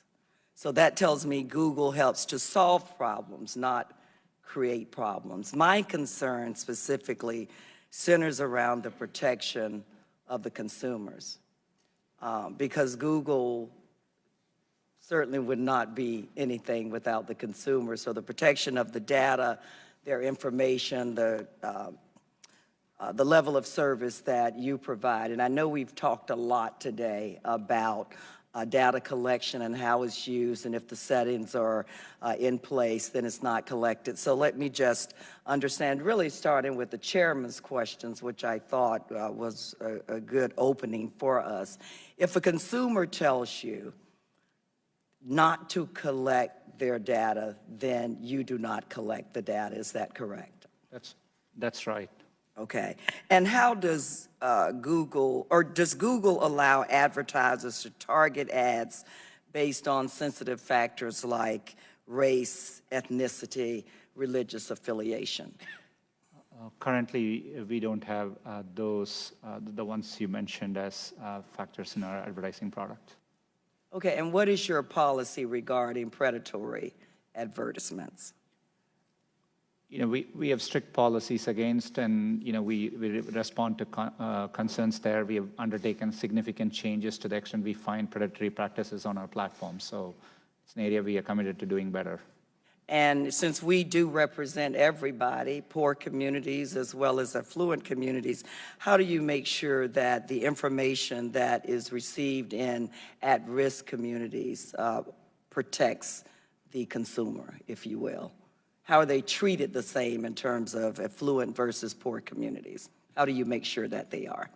We do engage with community organizations. We do, our teams do wide outreach, and to the extent there are specific concerns, which, there is an abuse of our product or platform which affects, communities disparately, we do follow up and engage and take action. And how do you do that again, please?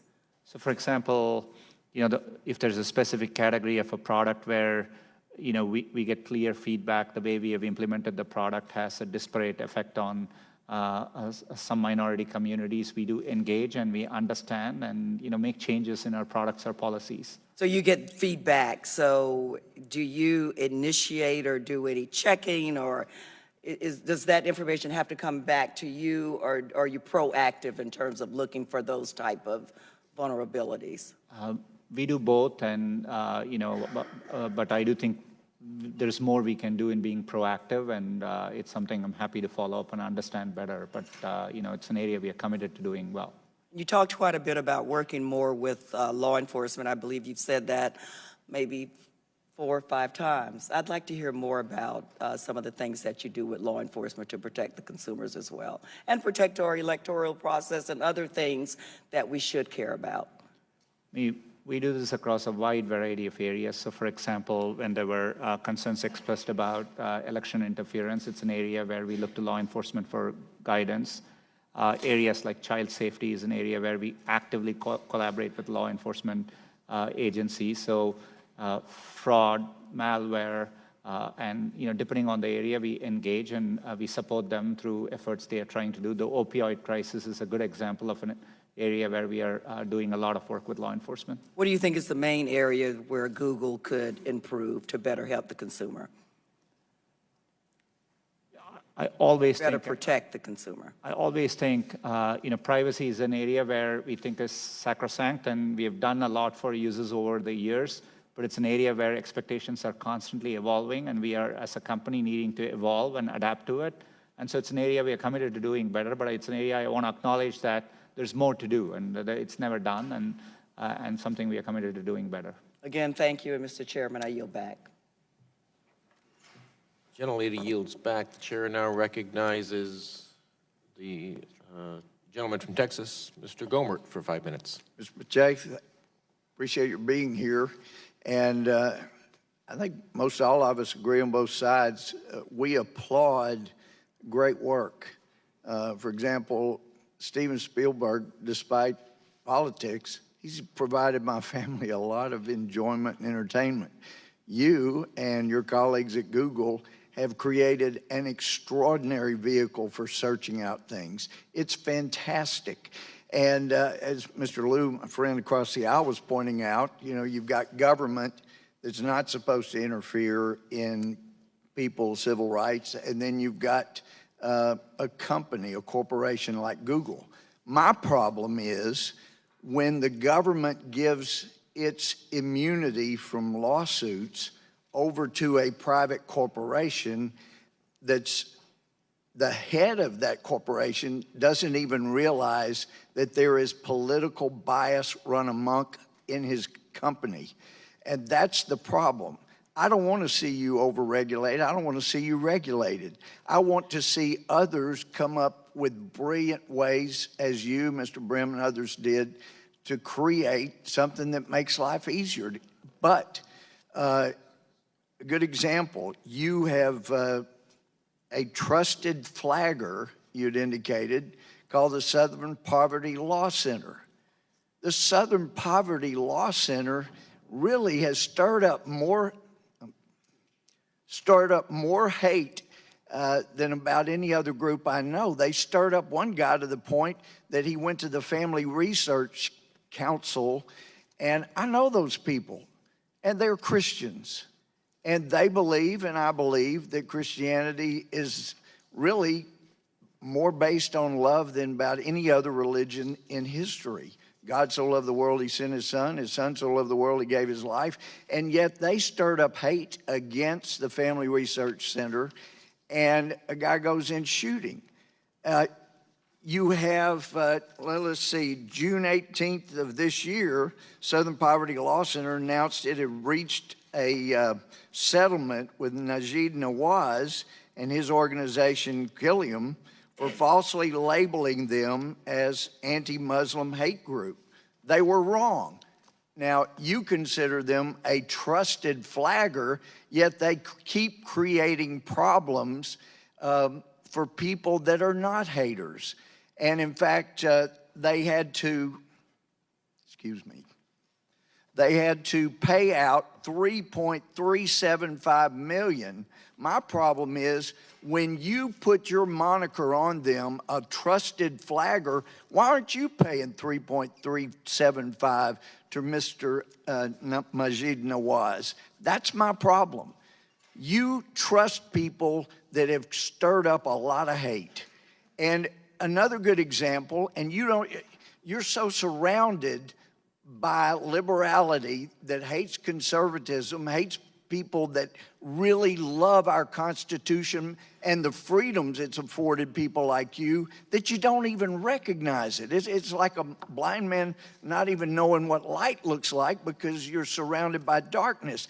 But if you look, let's see, a good example, after President Trump won, your co-founder, Mr. Brin, said, quote, "Most people here are pretty upset and pretty sad." Now, a lot of us have seen the video. We saw how upset the top people at Google were. And for you to come in here and say there is no political bias in Google tells us you either are being dishonest, I don't want to think that, or you don't have a clue how politically biased Google is. Now, another example is Wikipedia. We do a search, and what comes up as right there is the knowledge panel on the right, and we hopefully will have a screenshot of that. We get Wikipedia. My chief of staff went on, she told me, every night for 2 weeks, and put proper, honest information in with proper annotations, and Wikipedia's liberal editors around the world would knock it out every day and instead put up a bunch of garbage like Mark Levin has now been facing. Yet to you, they get a trusted spot. And when Wikipedia slanders or libels someone and you're the one that has trusted them above any other entity, you ought to be liable. You ought to be liable when the SPLC is liable. You ought to be liable when Wikipedia demeans and uses their political bias. And I hope and encourage you to look around and notice you run off conservatives, you embrace liberals, and it's time Google was actually not immune so that people can hold you accountable and get a little better objectivity. I see my time's run out. I yield back.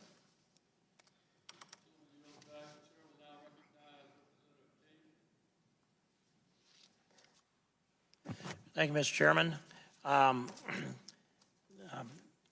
I appreciate your testimony here today, and a number of these questions flow to me, even though I may be repeating some of this, but I'm still not clear on how many staff and who it is that establishes the parameters by which the algorithms are written.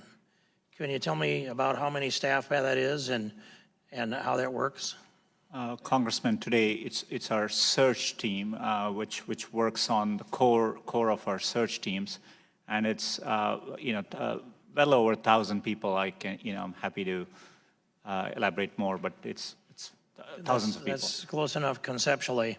And when you hire them, are there people coming in from the outside, or are they brought up from internally? What's the typical path to this roughly 1,000-person search team? It's a combination of both, but senior-most engineers on our search team typically tend to have been in the company for a very long time. Mm-hmm. And so most of the time you will know them from having worked with them. Do you then, do you go into their social media to try to determine what they might be doing on social media? Normally we don't, as a company we have allowed people to express themselves, but we make it clear that how we build our products is done with great care and thought, focused on giving users the information they are looking for. But this team of roughly 1,000, they're the people that write the parameters by which those who write the algorithms write the algorithms. That's roughly correct, yeah. Uh-huh. And so there isn't really any look at what their private lives are, even though their public social media is not examined by the company. And does anyone outside of Google know who these 1,000 people are? we don't examine their personal activities, and there are some senior people do participate in conferences and meetings outside, and they're known to the outside community. And we're watching people whose social media has knocked them out of some pretty high positions in life. Almost every week there's one or more whose social media, this week, a couple of them that I can think of just in the last 24 or 48 hours. But I'm going to make this point, and I believe I've made it with a number of the internet companies that have been sitting here at this table in the past. What we're at with situation here is that there's a very strong conviction on this side of the aisle that the algorithms are written with a bias against conservatives. The people on the other side don't agree with that because, of course, it benefits them. But what we don't know are who are these 1,000 people, and we don't know what their social media looks like, but we do know that the people that come from that county are about 80% supporters of Hillary Clinton, if I listened to the gentlelady from California correctly. And so that would be a built-in bias if I know people from California and know their politics from California, and I think I do. So we've got, at least theoretically, a built-in bias that's here. It's not being examined, and not examining the social media. How would you expect that you could get to an objective result, which you said that, we build our products in a neutral way, but that doesn't mean that your product comes out neutral. So how would you expect to get to an unbiased result with a built-in formula that I've described that I don't think you object to or disagree with? Congressman, it's an important question, but the way we rank our results is essentially based on user feedback, and that's what drives the iterative loop in our, in what we put in. So I do understand how it's prioritized that way, and I watch what's going on. But I made this point that if we don't know who the 1,000 are, and we can't look at their social media, and we can't see the algorithms to understand the results of the work they're doing behind closed doors, and yet the public believes that it's an open forum where there's a balanced exchange of open access for information. And of course, it's not. And so I have said, we either need to know who they are and look at their social media, and if that doesn't solve this problem, next step then is publish the algorithms. If that doesn't happen, then the next step on the line is Section 230. The amendments to Section 230. And the step on the line beyond that is a Teddy Roosevelt step. Now, I'm looking with Mr. Gohmert. I don't want to regulate anything, but neither do I want to see a society that's so polarized and so divided and so loaded that the will of the American people can't be expressed in the ballot box. That looks like either where we are or the direction we're going. And I would just finish it with this. I have a 7-year-old granddaughter who picked up her phone before the election, and she's playing a little game, kind of game a kid would play, and up on there pops a picture of her grandfather. And I'm not going to say into the record what kind of language was used around that picture of her grandfather, but I'd ask you, how does that show up on a 7-year-old's iPhone who's playing a kid's game? Congressman, iPhone is made by a different company, and so, It might have been an Android. It was a hand-me-down of some kind. I'm happy to follow up and understand the specifics. There may be an application which was being used, which had a notification, but I'm happy to understand it better and clarify it for you. Okay. Thank you for your testimony, and yield back the balance of my time. Appreciate it.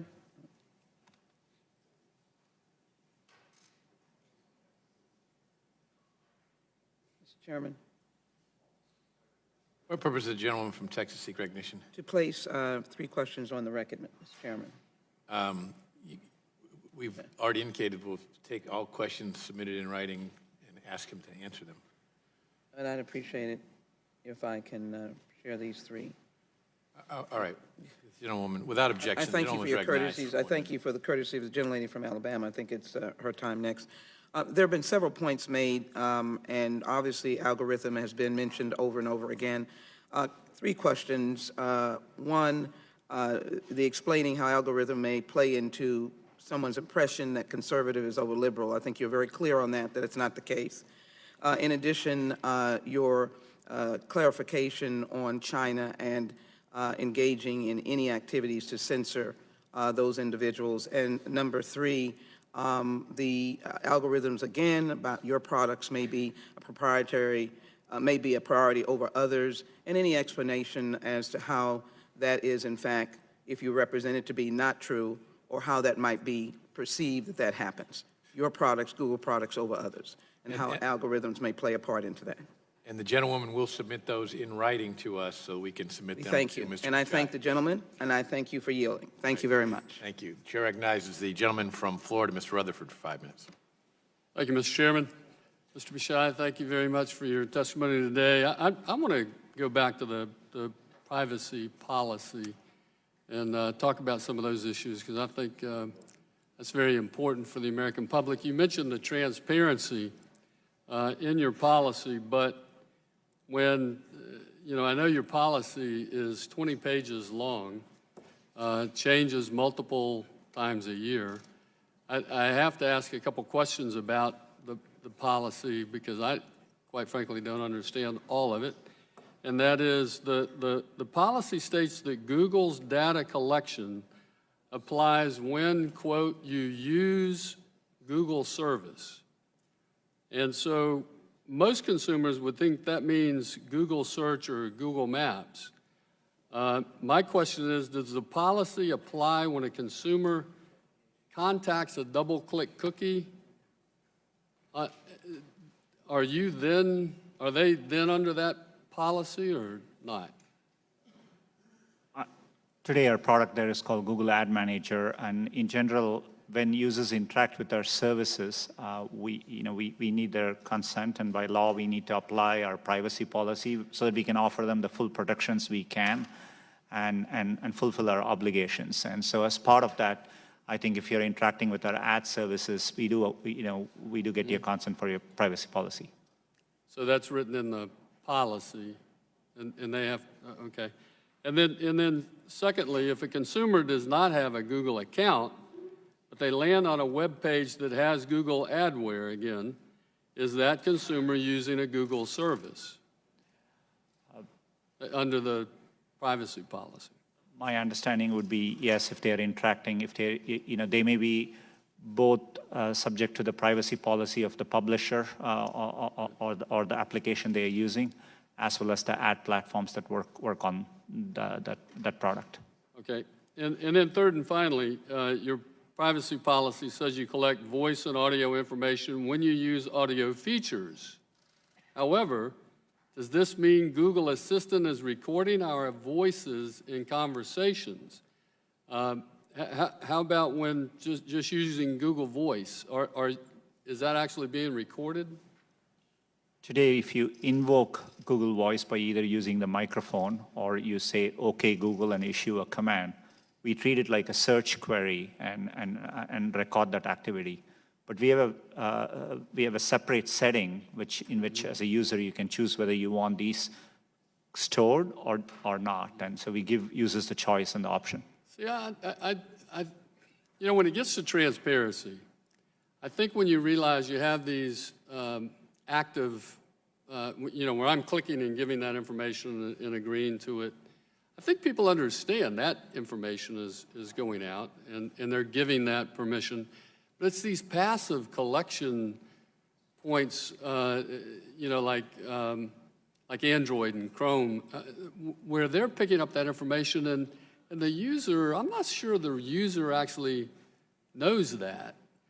And so, one of my questions is we're agreeing to a privacy policy, but we don't really know what information we're giving up because there are other groups that you are contracting with, Android and Chrome, who are collecting passive information. How do you address that, and how do you make that transparent for the consumer? Congressman, we realize privacy policy alone is not enough. This is why we prompt and give privacy checkups. Right. So let me stop you there and ask you then, because is it possible for Google to send me a printout of all the information that they have collected on me within the last month, and where I've been, where I've clicked, is all that information? You have all that information that could be provided to me, right? We do make it available to you very easily. We are concerned about the security of the data, so we don't, casually get it out. But Right. So I would ask if because I'm running out of time, but instead of me as a consumer or anyone as a consumer giving you the privacy right up front, why don't you be more honest with me? Tell me exactly what information has been collected, what information you want to share, and then allow me to decide how much of that information I would like to share as a consumer. Congressman, I agree with that sentiment. In fact, what we precisely do is actually we are very transparent, and we make it very easy. You go to your account settings, we clearly tell the categories, and you can click and see the information we have. You can turn it on or off. But we want to do better, and but there are areas where information is being collected, even if I have the particular sites turned off. There's still information being collected through some of these other passive systems that you've contracted with, correct? We are pretty explicit about data which we collect, and we give protections for you to turn them on or off. And even when you use a product like Chrome or Gmail, or Google Home, we're very clear about the data we collect, and we reflect it back to the user, the data we have on them, and we try to be transparent. I can just say, and my time's out, but I would tell you this: I would much rather be giving permission after I know what information I'm giving up. So thank you very much again, and I appreciate your time. I yield back, Mr. Chairman. Chair, thanks, gentleman. Recognizes the gentlewoman from Alabama, Ms. Roby, for 5 minutes. Thank you, Mr. Chairman. Thank you. I'm just going to build upon what my colleague was just talking about and use a specific example. In June of 2016, Google changed its privacy policy to allow for combining the double-click cookie information with, quote, personal identifiable information. Before this change, the cookies that track people across the web were not melded with other consumer information Google got from searches or Android phone use. And it's my understanding that when Google purchased DoubleClick, representations were made that Google would keep the data separate. The point here is you've heard from many people concerns today about the consumer and what the consumer knows. And I understand there's a personal responsibility as a consumer to do my part to try to understand this. But it's also very complicated stuff. And so I want to point to something positive that Google is doing. In March, you had the Online Safety Roadshow that came through Alabama's 2nd Congressional District to a middle school, Girard Middle School in Dothan.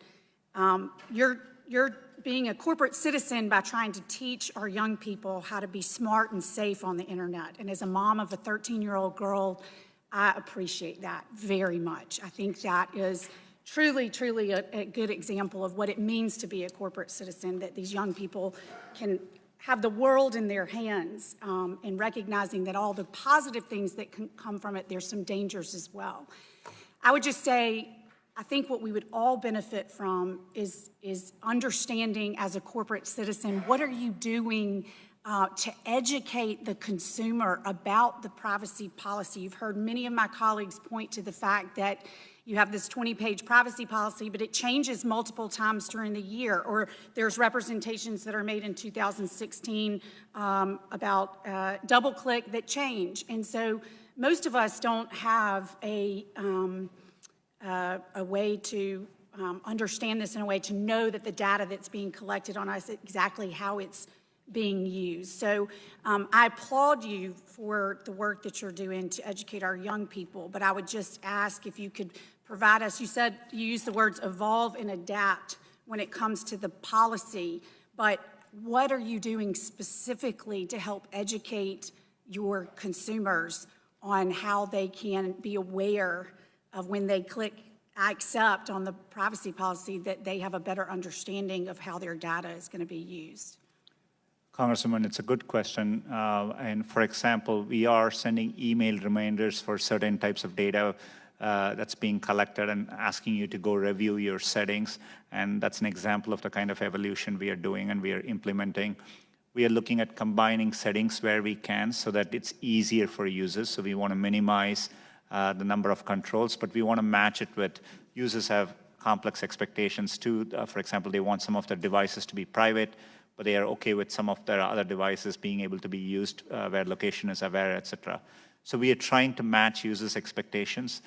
Users do tell us when they search for weather or restaurants, they want restaurants near their location and not somewhere else. And as you can imagine, if someone from Alabama is searching, they want information relevant to them. So that's what we are trying to meet. But I agree with you that we need to simplify this even more. And there's more work to do. And it's a constant effort we are undertaking. As I look into 2019, we'll be doing more changes to make things work better. And I'll take this feedback to account. Well, and just one example, my legislative assistant was showing me in the privacy policy where it's redlined to show what the change was, but it's not pointed out to, that I'm aware of, it's not pointed out to the consumer when the policy is updated for whatever reason, what the exact change is. You have to go search for it and find it yourself. And so if I've got that correct, you can correct me if I'm wrong, but my understanding is you would have to scroll through the entire privacy policy to see where the changes were made. Is that correct? I'm happy to follow up on that. I do think there are times we've pointed out to the updates in a blog post or something, and we make it clear what the changes are.